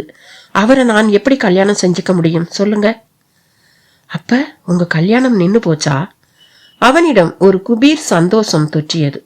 ஆமா வேணு, லைப்ரரிக்கு புத்தகம் வாங்க வந்தப்ப நீங்க ரிசைன் பண்ணிட்ட செய்தி தெரிஞ்சுது. பகீர்னு இருந்துச்சு. என் மேல ஏற்பட்ட வெறுப்பால என்ன அங்க பாக்குறத தவிர்க்க இந்த முடிவுக்கு வந்துட்டீங்களா? இல்ல ஐஸ்வர்யா, எனக்கு எப்படி சொல்றதுன்னு தெரியல. ஆமா, இது என்ன புதுசா வாங்க போங்கங்கிற மரியாதையெல்லாம்? உங்க செயல்பாடுதான் மரியாதைய உருவாக்கி இருக்கு. எவ்வளவு காதல் என் மேல இருந்திருந்தா வேலை வேண்டாம்னு தூக்கி போட்டிருப்பீங்க. அந்த கேள்வி முன் வேணு மௌனமாக நின்றான். வேணு, நான் இப்ப சொல்றேன், ஐ லவ் யூ. அவனுக்கு திகைப்பாக இருந்தது. இன்ப அதிர்ச்சியாகவும் அது மாறியது. உண்மையில என் அப்பாவுக்கு நான் ஒரு சந்தர்ப்பம் தந்தேன். அது தப்பா போயிடுச்சு. இப்ப கூட உங்க வரையில நான் அவசரப்பட விரும்பல. என் வரையில 3 முறை கல்யாணம் ஏற்பாடு செஞ்சு நின்று போச்சு. ஜோசியர் ஒருத்தர் எனக்கு கல்யாணமே நடக்காதுன்னு சொல்லியிருக்கார். எனக்கும் கல்யாணம் மேல பெருசா வெறியெல்லாம் இல்லை. ஆனா ஒரு ஜோசியக்காரர் ஜெயிக்கிறதுல எனக்கு உடன்பாடு இல்லை. ரத்தின சுருக்கமா நான் சொல்ல வேண்டியதை சொல்லிட்டேன். இப்பவும் என்னோட எண்ணம் நம்ம பழகி ஒருத்தரை ஒருத்தர் புரிஞ்சுக்கணுங்கிறது தான். அதுக்கு பிறகு மனசு பிரியப்பட்டா கல்யாணம் பண்ணிக்கிறது தான் நல்லதுன்னு படுது. அதனால ஐஸ்வர்யா முழுவதுமாக சொல்லும் முன் வேணு கையை உயர்த்தி, ஐஸ்வர்யா, எனக்கு உங்க விஷயம் பூரா தெரியும். லெட்டர், போனுங்கிற எதுவும் உங்க வரையில என்னை பிரிக்க முடியாது. ஒருவேளை அது உண்மையினே இருந்தாலும் நான் அதை கேர் செய்ய போறதில்லை. உங்க மேல நான் வச்சிருக்கிற அன்பு பரிசுத்தமானது என்றான். அந்த நொடியில் ஐஸ்வர்யாவுக்கு ஒரு எண்ணம் தான் தோன்றியது. இந்த முறை வேணுவின் மீதான காதலை திருமணத்தில் கொண்டு சென்று முடித்துவிட்டு பிறகுதான் உலகத்துக்கே சொல்ல வேண்டும் என்பதுதான் அந்த முடிவு. அதுவரை காதலை ரகசியமாக வைத்திருப்பது என்றும் தீர்மானித்தான். 6 மாதங்கள் ஓடிவிட்டது. வேணு ஐஸ்வர்யா காதல் வெளி உலகிற்கு தெரியாமலே வளர்ந்து ஒரு நல்ல கட்டத்தையும் எட்டிவிட்டது. ஐஸ்வர்யாவுக்காக கொடுப்பதற்கு ஒரு உயிர்தானே இருக்கிறது என்று சொல்லுகிற அளவுக்கு அவன் அன்பு செலுத்தி அவளை உருக்கி பிசைந்து விட்டான். ராஜசேகர் ஒன்றும் சும்மா இல்லை. சில முயற்சிகளை செய்தார். நான் சொல்ற வரை நீங்க எனக்கு மாப்பிள்ளை பார்க்க கூடாதுப்பா என்று சொல்லிவிட்டார். அவரும் அவள் எப்போது சொல்வாள் என்கிற எதிர்பார்ப்பில் இருந்தார். ஆனால் ஐஸ்வர்யா தன் காதலை மாமியிடம் கூட சொல்லவில்லை. அதே வேளையில் அவனோ இல்லை தானோ உணர்ச்சி வசப்பட்டு திருமணம் செய்து கொண்டு விட்டதாகவோ இல்லை அதற்காக முயற்சி செய்ததாகவோ யாரும் பின்னால் பேசிவிடக் கூடாது என்பதிலும் குறியாக இருந்தான். ஒரு சமயம் இப்படியே காதலே வாழ்க்கையாக இருந்தால் கூட தேவலை என்று அவளுக்கு தோன்றியது. வேணுவும் மறந்து கூட அவளிடம் கல்யாண அவசரம் காட்டவில்லை. ஒரு நாள் ஐஸ்வர்யாவே கேட்டாள், லைஃப் பூரா இப்படியே கல்யாணம் பண்ணிக்காமையே இருந்துடலாமா? உன் விருப்பம்தான் என் விருப்பம் ஐஸ்வர்யா. ஆனா அந்த ஜோசியக்காரனை ஜெயிக்கணுங்கிறத மட்டும் மறந்துடாத. அதுவும் சரிதான்.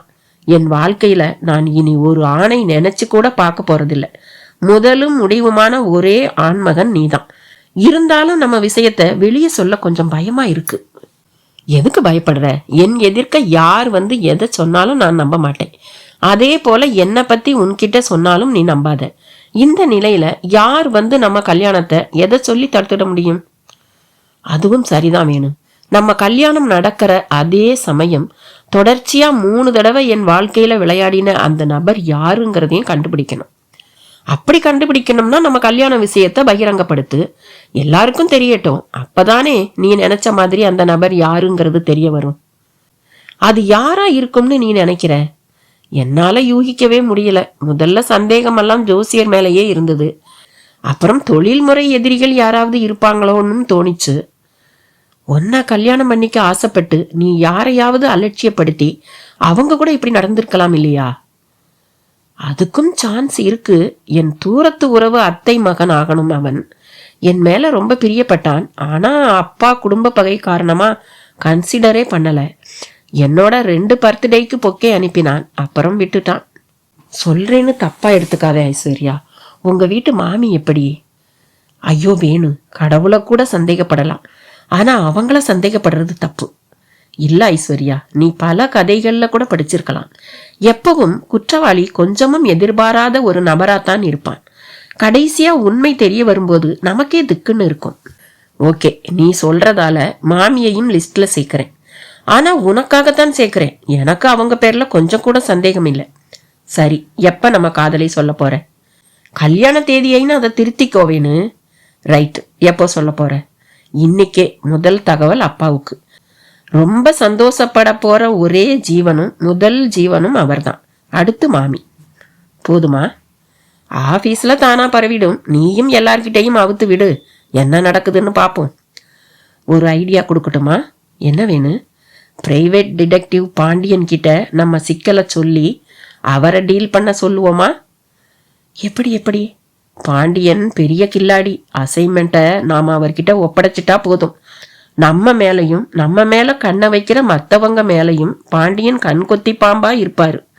நாம சிரமப்படவே வேண்டாம். யார் எந்த மூலையிலிருந்து நமக்கு இடைஞ்சல் பண்ணாலும் அவரும் அவரோட ஆட்களும் பிடிச்சிடுவாங்க. ஓ, இந்த ஐடியா ரொம்ப நல்லா இருக்கே. அப்ப பாண்டியன் கிட்ட அசைன்மெண்ட்டை ஒப்படைச்சிடுவோமா? ஐஸ்வர்யா உற்சாகமாக தலையை ஆட்டினாள். அதன் பின் அவனிடம் சொன்னபடியே அன்று இரவே டைனிங் டேபிளில் சாப்பிடும்போது அப்பா ராஜசேகரிடமும் மாமியிடமும் விஷயத்தை போட்டு உடைத்தாள். ராஜசேகருக்கு ஏற்பட்ட சந்தோஷத்திற்கு ஒரு அளவே இல்லை. ஆனால் அவரிடம் கூட பாண்டியனிடம் விஷயத்தை ஒப்படைத்திருப்பதை பற்றி மூச்சு விடவில்லை. மாமி திரும்பவும் கவலைப்பட தொடங்கிவிட்டாள். ஐஸ்வர்யா, இந்த தடவையாவது நீ ஜெயிக்கணும்டி. உன் கல்யாணத்துக்கு ஒரு தடையும் வந்துடக்கூடாது. வராது மாமி, நான் ஜெயிச்சிட்டேன் மாமி. இப்ப நடக்க போறது ஒரு டிராமா தான் என்று கண்ணையும் சிமிட்டினாள். ஆனால் மாமியால் பதைக்காமல் இருக்க முடியவில்லை. விடிந்தால் ரிஜிஸ்டர் ஆபீஸில் திருமணம். இதுவரை யாரும் எந்த லொல்லும் செய்யவில்லை. அநேகமாக இந்த இரவில் யாராவது ஏதாவது செய்யலாம் என்று எதிர்பார்த்தவள் பாண்டியனிடம் தன் சந்தேகத்தை கூறினாள். உங்க மேல யாராவது ஒரு பார்வை பார்த்தாலும் அந்த லிஸ்ட் கூட உங்களுக்கு தரப்படும் என்பது போல பாண்டியனும் பதில் சொல்ல திக் திக் என்று அன்றைய இரவு கழிய ஆரம்பித்தது. விடிந்து விட்டது. ரிஜிஸ்டர் ஆபீஸுக்கு புறப்படுவதற்காக கல்யாண பெண் அலங்காரத்தில் ஐஸ்வர்யாவும் ரெடி. பாண்டியனிடம் இருந்து நிதானமான குரலில் ஒரு போன் கால். என்ன பாண்டியன், எதுவும் பிரச்சனை இல்லையே? அப்படி சொல்ல முடியாத நிலையில இருக்கேன் மேடம். பாண்டியன் பீடியை போட்டபடியே அமைதிக்குள் ஆழ்ந்து போக, என்னாச்சு பாண்டியன், முதல்ல சொல்லுங்க என்று டெலிபோன் முன்னால் அடித்தொண்டையில் இருந்து அலறினாள் ஐஸ்வர்யா. மாமியும் ஓடி வந்து நின்றாள். எப்படி சொல்வேன் மேடம், மிஸ்டர் வேணு இப்ப ஊர்லயே இல்லை. உங்க அப்பாவோட பேச்ச கேட்டு அவர் சொல்லாம கொள்ளாம எங்கேயோ போயிட்டார். அப்பாவோட பேச்ச கேட்டா? ஆமா மேடம், உங்க அப்பா தான் நீங்க யாருன்னு தெரிஞ்சுக்க விரும்பின அந்த நபர். அப்பாவா உங்க கல்யாணம் நல்லபடியா நடக்கணும்னு ஆசைப்பட்ட அவர் ஆக்சுவலி ஒரு ஸ்பிளிட் பர்சனாலிட்டி. அவரோட இன்னொரு பர்சனாலிட்டி எந்த நிலையிலையும் உங்களை இழக்க அவர் தயாரா இல்லை. அப்படி அவர் நடந்துக்கிறது அவருக்கே தெரியாதுங்கிறது தான் கொடுமையிலையும் கொடுமை. நேத்து ராத்திரி கூட அவர் தான் வேணுகிட்ட பேசியிருக்கார். எனக்கு இந்த கல்யாணத்துல விருப்பம் இல்ல, என் மக என்னை விட்டு போகக்கூடாது, இந்த கல்யாணம் நடக்கக்கூடாது, நடந்தா நீ தாலி கட்டுற அதே நேரம் நான் துப்பாக்கியால சுட்டுப்பேன், இது சத்தியம்னு சொன்னா எந்த ஆண் மகனால துணிச்சலோட செயல்பட முடியும்? ஸ்பிளிட் பர்சனாலிட்டின்னு தெரிஞ்சாலாவது பரவாயில்லை, தெரியாத நிலையில என்னதான் அவங்களால செய்ய முடியும் சொல்லுங்க பாப்போம். மாப்பிள்ளைகளை போலவே இதுல ஜோதிடர் சிங்காரமும் அடக்கம் என்று பாண்டியன் சொல்ல ஐஸ்வர்யா ரிசீவரை சொத்தென்று நழுவ விட்டாள். அப்படியே போய் ஒரு மூலையில் உட்கார்ந்து அழ ஆரம்பித்தாள். இன்னொரு கதையில மறுபடியும் உங்களை பார்க்குறேன். பாய்.